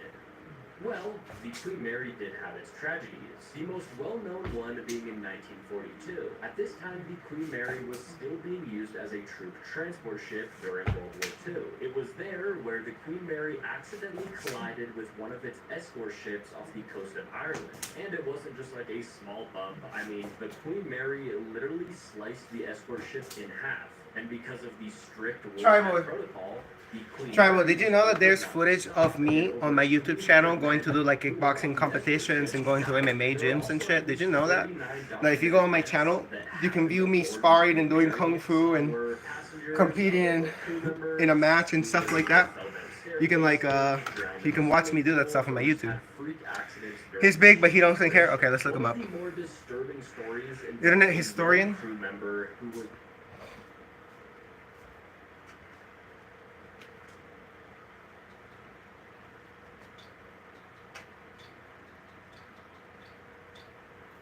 It's like I practice at this point in life because I've already practiced with other people, and sometimes I get to practice with other people. I'm blessed when that happens. When I get to go to an MMA gym or a Muay Thai gym, I get to spar them. I love when that shit happens. I try to record it whenever it does happen.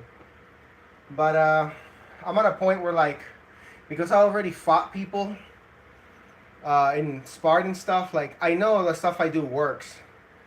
Now it's just a matter of like cleaning it up, losing weight, getting better at kung fu, and getting more agile, getting more better footwork on my feet when I do like kickboxing.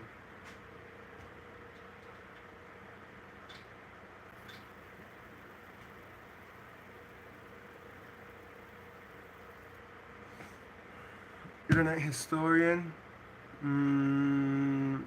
Costa Concordia.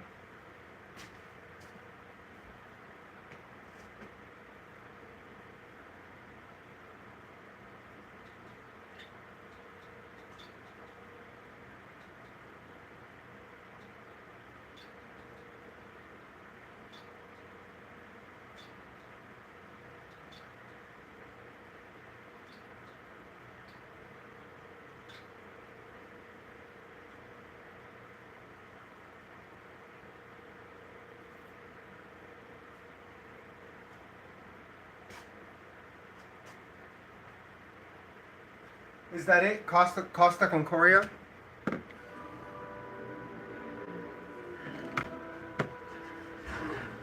Bro, I'm sweating so much. Holy shit, bro. If you feel held back by the weight of navigating financial decisions, we can give you the tools to help you break free. I'm not even moving that crazy and I'm sweating. Credit Karma gives you I guess that's good, right? Because I gotta lose weight. I ate so much. So you can find your way to money. Intuit Credit Karma. Karma you can count on. Okay, I don't know what this is, but I've heard of Internet Historia. My roommate watches them. Ship of dreams. Okay, I got you. It's been 8 years. I got you, bro. I can still smell the buffets from their 5 restaurants. The casino and 3-story theater had hardly been used. The gym, the day spa, the sheets in her 1,500 luxurious cabins hadn't even been slept in. Costa Concordia cost $570 million to build. Damn! And you can tell. You could really tell.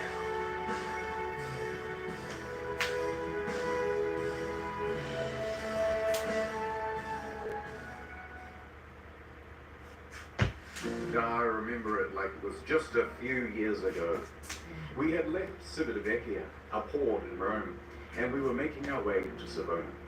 It was day 2 of our 7-day journey. But that ship, she was cursed. When she premiered, the traditional bottle of champagne bounced right off the side instead of smashing. A bad omen, but I'm not the superstitious type. Nothing could go wrong on Friday the 13th of January 2012, on the 100th year anniversary of the Titanic, on a ship that's also only safety rated for 2-compartment flooding, especially not when you have a 5-star max-level captain like Francisco Scatino, a man who mysteriously rose from head of security to the position of captain within just a couple of years. He knows exactly what to do in case of an emergency. For example, when he calls That's it. Can you hear it? Kobe Jack, how much Adderall? Can't sleep now. Okay, Kobe, please stay on stream for another 30 minutes and then we'll start a gaming stream. You better not fucking fall asleep on me. I'll go drink some coffee. Also, my arm, not looking big yet, but we're getting there, right? We're kind of getting there. We're getting there. Where's the light? It's okay, right? It's not huge. I'm not like buff yet, but we're getting there a little bit, right? It's a little bit of growth. I'm not like Mr. Olympian, like the guy I wish I could like look like physically, but we're getting there. We're slowly getting a little bit of muscle. Remember this face because you'll be seeing a lot of it later. Scatino eats his dinner with her. And also, Triboy, can you hear this? Can you hear the TV? Dominica and the maitre d' finish up and excuse themselves. They're heading to the bridge. It's time for that sail-by salute. This time, they're going to get closer than ever. Just 1,500 feet from the island of Giglio. And how are they going to determine this distance? Well, of course, The captain is going to eyeball it. Apparently it's not uncommon to do. Scatino Okay, this is turns pretty to the funny. helm steering, his helmsman. Jacob Russell. First interesting tidbit. Costa Concordia has hired Jacob from Indonesia at a rock bottom price, and he's a bit of a newbie to the job. In fact, his profession hitherto, a painter and a cleaner. It's his first time steering a massive ship, and he's very excited. At least, we think he is. It's hard to tell because he doesn't speak English or Italian very well at all. Off to a good start. The second in command was the helmsman. Oh, but that's tiring. Now, don't be That's like confused by tiring these on my numbers. legs. They're just the degrees on a compass. Yes, At the same time, excellent. The captain Excellent, whips out excellent. his cell phone and calls former captain Mario Colombo, who lives on the island. They chat about the safe distance to Giglio's shores. It's all very casual. Anyway, Mario says that the safe distance is between 0.3 and 0.4 miles from shore. The captain is going all in. This is not his first sail by salute, so he's confident in what he's doing. We're going closer than we've ever been before. The captain's eyeballing it again. New heading of 300, he tells the helmsman. Downstairs, Martin is about to cut his assistant in half. And of course, that means that there's already a lady inside this box. She's waiting for the cue, and then she'll poke her legs out. The captain is giving more orders. Pulling gently to 310. Increase speed to 16 knots. Going this fast is going to be a fatal error. But before we talk about that, let's talk about another big problem. Language barrier. Because at this point, the captain says 325, but the helmsman relays 315. So the first officer intervenes, and he goes, no, 335, which is also wrong. And then the captain clarifies, no, 325. The helmsman confirms 325. Their poor communication has them moving at a much wider angle than they think they are. However, the captain should and would know this, except for the next problem, complacency about procedure. The standard procedure of a ship this large is for the third officer to give exact positional coordinates every time the captain gives a new directional order. But they're not doing that. 330, he said. The helmsman relays 330. The ship reaches 16 knots. The captain then turns to the second officer and instructs him to go to the left wing. That's these things here, and they basically exist so you can get a better view over the whole vessel. It's always tough doing the same shit for a while. And then, the moon starts to turn. Scatino notices white foam of waves breaking against the rocks directly in front of him in the distance. The Costa Concordia, right now, is almost 700 meters closer to the rocks than it should be. Without deviation, there is going to be a direct collision. Oh, shit! Scatino immediately commands the ship to start turning away. 335. Not enough. The captain shouts, 340. The captain yells, 350. Now, remember how I said that accelerating to 16 knots was a fatal error? Well, that's because it's made this ship incapable of such a drastic turn. What they've got is understeer. Here's an example. The rudder is not working. You're turning, and you're just going straight. You want to go over here, but you're going to end up over here. So despite the order of 350, right now the bow is still only pointing at 327. Not nearly enough to miss the rock. And oh no, it's about to get worse. With that language barrier again. In these critical moments where every second counts, the helmsman wrongly relays 340. The captain snaps back, 350 starboard, and we end up on the rocks. The third officer goes to assist the helmsman. Now, don't get confused by the orders from here. We're changing over to rudder instructions. The captain yells, starboard 10, starboard 20, and still, it's not enough. Hard to starboard. That means as hard as it'll go. But at this point, even if they clear these rocks, they need to get the rest of the ship to swing around it. So the captain yells, midship, which centers the rudder.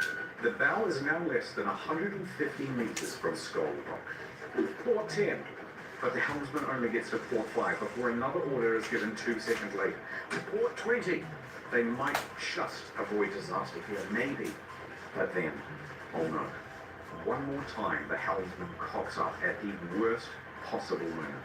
The helmsman goes to starboard instead of port, undoing the swing. 8 seconds later, he realizes the error and corrects, but it's too late. He has just turned a probable near miss into a sure hit. All they can do now is hold on as the bow of the ship narrowly passes by the rocks. Hard to port! The second officer yells, "We're gonna hit!" Collision. So wait, Tri-Boy, did that shit really happen? That's a like true story, right, Tri-Boy?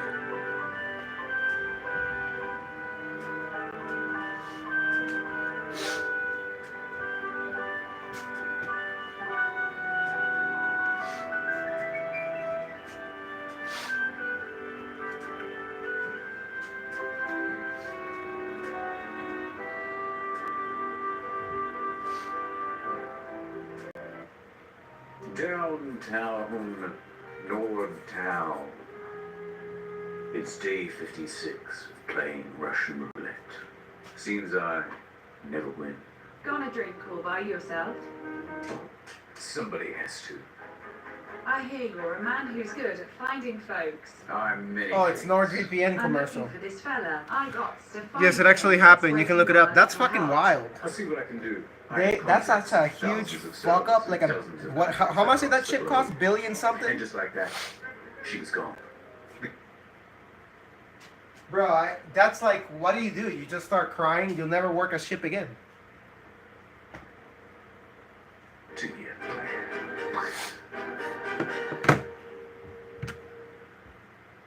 Oh, welcome back. Welcome back, Kirsty. We're almost 30 minutes left before the Kung Fu stream ends and we start a gaming stream. 3-meter gap opens up in the hull, and thousands of tons of water begin pouring in. A loud scraping and bang is heard by all passengers. At the helm is Pack, rumblings in the dining room. Martin awkwardly pauses his act as he's helping his assistant into the box. Meanwhile, the lady inside is trapped and terrified. There's confusion across the ship. All of the crew off shift come back on duty. All officers run to the bridge. Technical crews run down to the lower decks to assess damage. On connection with the rocks, they lose propulsion and slow to 8.3 knots. And they are now adrift. Close the watertight doors at stern. Enormous volumes of water are pouring in. So much so that within 29 seconds of collision, all 6 engines stop working through flooding. 22 seconds later, a blackout happens. Lights, electrics, the water pumps too, everything. The captain orders the helmsman hard starboard. This is the final position of the rudder before power to that too is lost. The Costa Concordia, now without power, is drifting starboard, plunged into absolute darkness. A quick breakdown of the flooding. When the Concordia struck land, it tore open 3 watertight compartments. At first, compartment 5, which filled very rapidly. Then 6 more slowly, 4 shortly after. Then 7, 8, and 3. Modern ships are built to withstand 2 compartment breaches. These compartments especially, though, are a problem, because they contain the engines and the electrics. These main generators give power to the whole ship. From propulsion motors to rudder to hotel functions, pretty much everything. When they went out, the ship was a functionless, sinking cage. A few seconds later, the emergency batteries for internal lighting and communications kick on. When the lights come back on, nothing has vanished. I can just tell when my legs are being little bitches because I'm tired. As passengers are trying to flee to their Have to deal with stuff. Uh-oh. Is it a Nicole situation? Cost million spoiler. He's in jail. Everyone down. Everything is fine. There's no need for this. Please return to your cabins. Oh, that's fucking awesome. The generator starts. All of the watertight doors close except for door 12, which is jammed. Do you have your own personal stalker, Kirsty? The chief engineer, as the ship begins to list on the port side. There's water coming in? Yes, there's water. But where? The engine room. A lot of water? Yes! There's like 10 people on stream. You know one of them has to be her. In a moment we'll start the pulse, I'll let you know. In the theater, the whole magic box apparatus slides right off the stage and falls into the crowd. Lurking in the shadows, kind of like... On the bridge, an announcement is being prepared. They are going to lie to prevent a panic. Let's just say we have a blackout. Hella lurking in the shadows. Nothing to do with her? engineer Excellent. enters the engine control room. He confirms to the bridge that at least compartments 5, 6, and 7 are flooded. Announcements are made. We want the captain to inform you that due to an electrical fault, which is currently under control, we're currently in a blackout. Our technicians are working to resolve the situation. I will inform you of developments as they occur. Thank you for your attention. Coincidentally, at the same time in the restaurant, they're playing My Heart Will Go On, and it's very much not helping the situation. The captain calls the Costa crisis unit. Roberto Ferrari. He tells the crisis unit that they've hit a rock, that they're assessing damages, and that they are also in a blackout. The crisis office says to reverse the ship up onto shore. Well, how are you going to do that? You don't have to alter the rudder, let alone the engine. You know, hoist the sails? Anyway, around this time, the wind direction creates a starboard lift, and the ship begins to turn anyway, drifting right back towards the shore, which is a very good thing because you want the ship to end up as close to shore as possible. A panicked passenger senses that something is off. This isn't like any electrical problem that she's ever seen. Plus, there was a massive crashing noise, and now the ship is tilting. So, she contacts her daughter in Italy. The daughter then calls the police, and the police call the harbour master. While that goes on, a conversation between Pilon and Ambrosio. The diesel is not starting. The captain asks the engine room, but where have we made contact? Thinking that the incoming water can be reduced. Captain, here everything is lost. The electrical panel, everything. They're saying at this point that the ship is going down. The captain calls Roberto Ferrarini again. Actually, 2 compartments have been flooded, but don't worry, the ship's stability isn't in danger. Wrong. Passengers begin going to muster stations on their own initiative. The cruise director says, "We have a lot of people at muster stations that I do not want to fall overboard. Do we make an announcement to tell them to go to the lounges?" Bozio says, "I think that's best." The harbour master from Livorno calls the ship. The captain tells them that we just have a blackout. How long has this blackout been going on? About 20 minutes. Have you asked passengers to put on life vests? It's just a blackout. I gotta go. The harbour master is suspicious. He says to his superiors that he thinks something more is going on. He calls a patrol boat to the area and asks them to look at the ship. Another problem. The fan on the emergency diesel generator isn't working properly. Pilon manually has to turn the thing on and off with a screwdriver so that it doesn't overheat and cause a fire. The captain is on the phone to the Look at that booty when he kicks. Oh God, don't look at my booty when I kick. Yes, yes it is. The captain is essentially in denial of the situation. What if that's her right now? I can't trust anybody. I can't trust any lettered person. He qualifies with, "No one dead or injured." The harbour master asks if he needs help. "Just a tugboat." When in reality, they need a full rescue. With 3 compartments flooded, the captain finally realizes that things are really bad and they are not going to improve. The Coast Guard orders every available ship to the sea.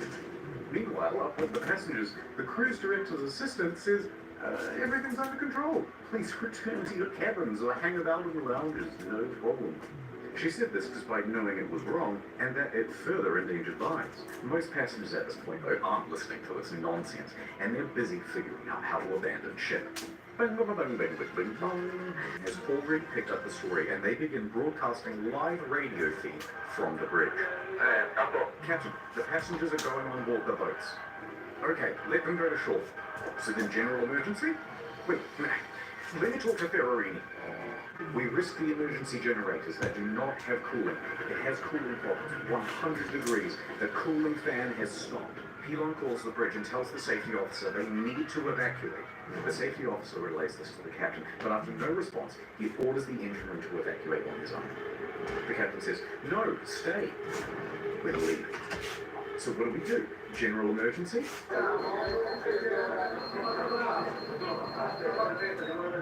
The captain tells Ferrarini that he's abandoning ship. Abandoned ship. Another announcement is made. Ladies and gentlemen, your attention please. Situation is under control. Fuel income. At this time, proceed to your muster station. Demonstrating outside on deck 4. The Livorno Coast Guard calls again.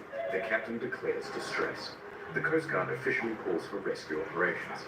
They contact Pietro Millet, the helicopter base commander, who then calls in every available But I stopped my own kick as there. he rushes down to the helicopter base. Elon shuts down the emergency generator for the final time. Bree, how would they know your name is Bree? How would they fucking know that? I can't trust anyone. Very close to shore. Oh, perhaps too close to shore. The Oh, because ship your name is fully Bree on the runs thing. around, Oh, okay, okay. creating an unintentional How would they spread, know? And it begins heavily listing starboard. The captain issues a general emergency on board. The announcement to No, abandon no. the ship is finally... Nicole doesn't know what your real name is, so that's alright. With that comes Or what you go by anyways. She just calls you Ink, so we can rest assured that M is safe. They aren't enough readily available, and they have to start going back and forth. It's a long story, M. Long story, Lords of the Channel. The patrol boats report to the former harbour master that the ship It's a is running long down ass and is story. listing We're heavily. trying to move on from. So the harbour master asks the But captain about it, and the you're captain says, welcome to the channel. You're welcome to subscribe to and hang out. We're gonna start some gaming here in like 10 more minutes or so. The captain then says to bottom up the starboard anchor. So they drop out the anchors, but let out too much chain, effectively rendering them useless. The deputy mayor of Giglio, Mario Pellegrini, and tobacco shop owner Giovanni Rossi... We just can't trust anyone ever again. They watch Fucking the unless scene they have a unfold. picture. As the first of the lifeboats We just gotta pay arrive, attention to how the everyone deputy mayor talks. takes the initiative and races toward one of the lifeboats, returning She will to the never ship, know. and starts trying Kevin to find cringe? someone in charge. Dude, She Kevin, gives up it's and starts fucking crazy shit. Like the people get crazy on the channel, bro. We got stalkers, bro. We got a cryptid. We literally have a channel cryptid into a nice watching everything we do. It's so fucking weird, Kevin. Dimitri Christidis and Sylvia Veronica lead with him. The maitre d' and Sir Morton both get out of there. By this point, approximately... Unless you're saying martial arts are cringe, Kevin, then my answer to that is check my YouTube page where I have videos of me doing sparring matches and going to MMA gyms and like doing competitions. Like I have that on my YouTube channel. You can check it out. So it's like cringe, but then it's like you don't know what the fuck you're talking about because you don't practice martial arts. So therefore, like, you know, you wouldn't know what cringe is if it slapped you in the face and make you sat down and call it daddy. But that's alright. If you're not talking about that and you're talking about the cryptid of the channel, then yeah, it is cringe. It is hella cringe, yes. Passengers are scaling down the port side by ladder as lifeboats return to pick them up. It's rather unreal. Oh my goodness.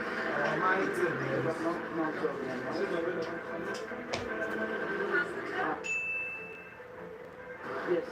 You're not allowed to make a film movie. Who say A second helicopter. Who say you are allowed? Sets off. Anybody. The ship stops healing and comes to a final resting place. Now the Coast Guard calls the captain because he's just learned that the captain has abandoned ship. The captain claims, no, actually I slipped and I fell into one of the lifeboats. I'm close. But now that I'm on board, I may as well get back to shore. DeFalco tells the captain to get the fuck back on board. And the captain kind of acts confused and then effectively refuses. So the captain makes it to shore.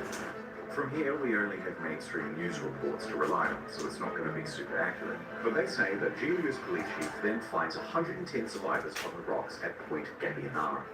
And among them is the captain.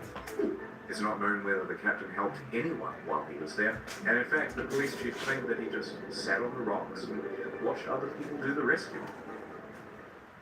Poor little Kevin, A rescue boat picks sitting up in the the tree. captain and takes him to the harbor. He speaks to the police. Ooh, Kung Fu is legit. Kung Fu can be legit, you know. It's like, And crying to him for about I think a lot of people that do Kung Fu are not legit, but only because they refuse to go outside of Kung Fu. If you do Kung Fu, but then you like spar in like kickboxing or MMA and just like sports fighting, I think it'll make your Kung Fu that much better because then you'll have fighting experience. So then you'll be able to like kind of put it together in your head what actually can work when you're fighting versus what is just kind of like more tradition or the sake of the form or whatever. But I don't know. Everybody with different body sizes does different techniques better than others. So who is to say that when I find something completely useless and other techniques I don't, maybe a smaller or bigger person can find those techniques useful and other techniques not, you know. So I think that's fair in a lot of martial arts. Kind of like in judo. Some people are going to favor some throws more than others. In BJJ, some people are going to favor like some joint locks, or they're going to favor some bars more than others.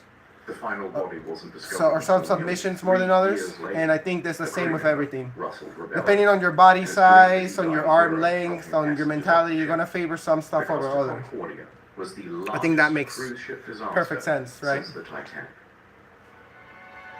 And then there's the ship. For example, This is what for happens example, to I'm a doing this, right? I'm doing this 110,000 mantis motion where I'm like, cruise line when it's left half rolled over in the like, ocean.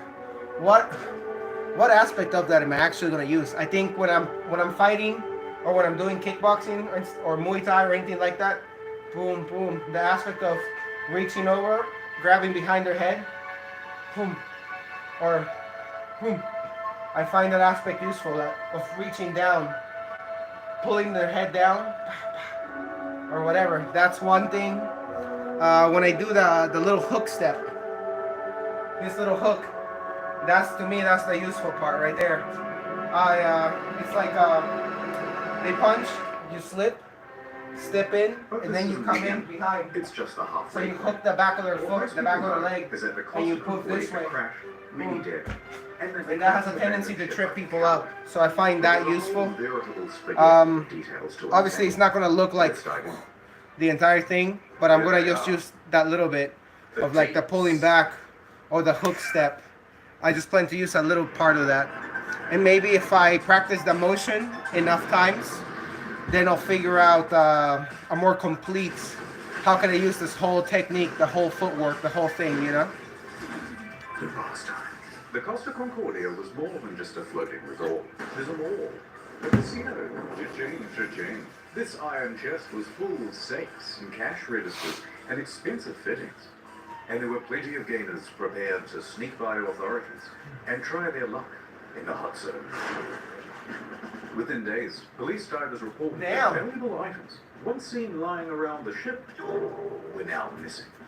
High-end liquor, expensive furniture, dining sets, cash from the casino, cash registers, jewelry and So they display just cases, looted everything? Japanese woodblock prints by famous 18th century artists, as well as the iconic bell, which hung from the bridge of the ship. It was never found. Who steals a big fuck-off bell? Even the server admins were getting involved. 4 divers who were part of the company contracted to refloat the Concordia were spotted on CCTV, sneaking out to the ship. A patrol boat was dispatched, and the men were caught inside the fancy suites with rucksacks full of stolen goods. The 4 men are charged with stealing and thieving and pinching. Later on, stolen as well as legitimate items found their way to Amazon and eBay. Ships from the casino, postcards, and cabin access cards became highly sought after souvenirs. It even has a watermark. Some Australian guy even made a listing for the ship itself, advertising it as buy it to collect. And although there were plenty of bidders, eBay pulled the plug. Big. Hi, welcome back. 6 minutes left. 4 minutes left. I know you want to see Scatino go to jail, and we'll get to that. But first, we have to talk about someone else. Dominica Samort. Okay. I've officially sweated all over my Kung Fu shirt. I gotta change it. She was the captain's mistress. Intense media speculation reports that her presence distracted the captain. They both denied their love for years and maintained that they were just friends. Although she did later admit to the media that she found him handsome. Oh. And how could you not? You fucking precious when you smile. But she says there was no romantic precious. link between them. Some people would like to believe, they want to know I have something with him. It's more interesting. It's like, you know, some spicy in the story. Miss Morton also loved the spotlight, however. Oh, everyone! Oh, no! And took several interviews. But as the pressure mounted upon her, she began This is making what training honest looks threats like. to Scatino, A wet saying shit, he a wet must shirt. confess, and that you have but 1 week to come clean. But things from here get weird. Spicy. Sir Morton is a bit of a wild card. I think we're gonna put this outside because if I put it inside, it's just gonna stink up the garage. So I think we're gonna put this outside. To take away a package. Huh? And what was that package? Drugs, apparently. So rumors began that the ship was running narcotics for the mafia. And Oh, not without shit. cause, a number of cruise ships. That even okay? recently Now the have story been just caught got trafficking wild. drugs. As an aside, Scatino was tested for drugs immediately after the crash. He tested negative for drugs in his system, but trace amounts of cocaine were found in a hair sample. Makes it smoother and less dry. Nonetheless, the Concordia was searched and no drugs were reportedly ever found. How did we get here? Oh, right, a helicopter. Sir Morton commented on it again the next day and said, actually, that helicopter was just for the captain as a means of evacuation from the ship. Okay, wait. So she expected to get some sort of first-class rescue while everyone else was still stuck on the ship. Wait, how did we get here? Oh, right, sex with the captain. Divers were quick to head to the captain's cabin where they found Miss Sir Morton's lingerie and other articles of clothing as well as a makeup bag. The jig was up, but they continued denying it. Sir Morton mostly faded from international attention until she was told to appear before the court to present witness testimony. The judge pressed her to be truthful about their relationship, or she would be held in contempt. Tell me the truth or shut up. So finally, she admitted it. See, yes, I had a sentimental relationship with the captain. Stop. But now, stop asking about my private life. She was indeed the captain's lover. What is so Trouble Alert Nation? City no cheated on his wife, Wixie, or can, oh my god! She and Scatino had been having an affair for several weeks. She also said that on the night she boarded, she didn't have a ticket and didn't need to pay because nobody questions you when you're the captain's lover. Naturally, she gave another confusing interview after leaving court. I want to say that today is the second time I died because the first time I died in the night of the crash with my psychological brain and problems. And today I died the second time because, of course, people find out something that I try to hide. Subsequent to the trial, she used her fame in Moldova to become a political activist. Wow. Often appearing on television and When radio sleeping with and somebody articles pays covering off. protests, accompanied by pictures of her arrested by police. When sleeping with somebody pays off. Okay. I'm gonna stop this stream for a minute. And we're gonna start a gaming stream. I just gotta change clothing because I'm sweaty. And I'm ready to change. So I'll be back in like 4 minutes here. See you in a second if you come back. Please subscribe if you haven't already. And I'll see Kobe and Kirsty and Tribal. You'll see you guys if you guys come back in a second. No, God, not again.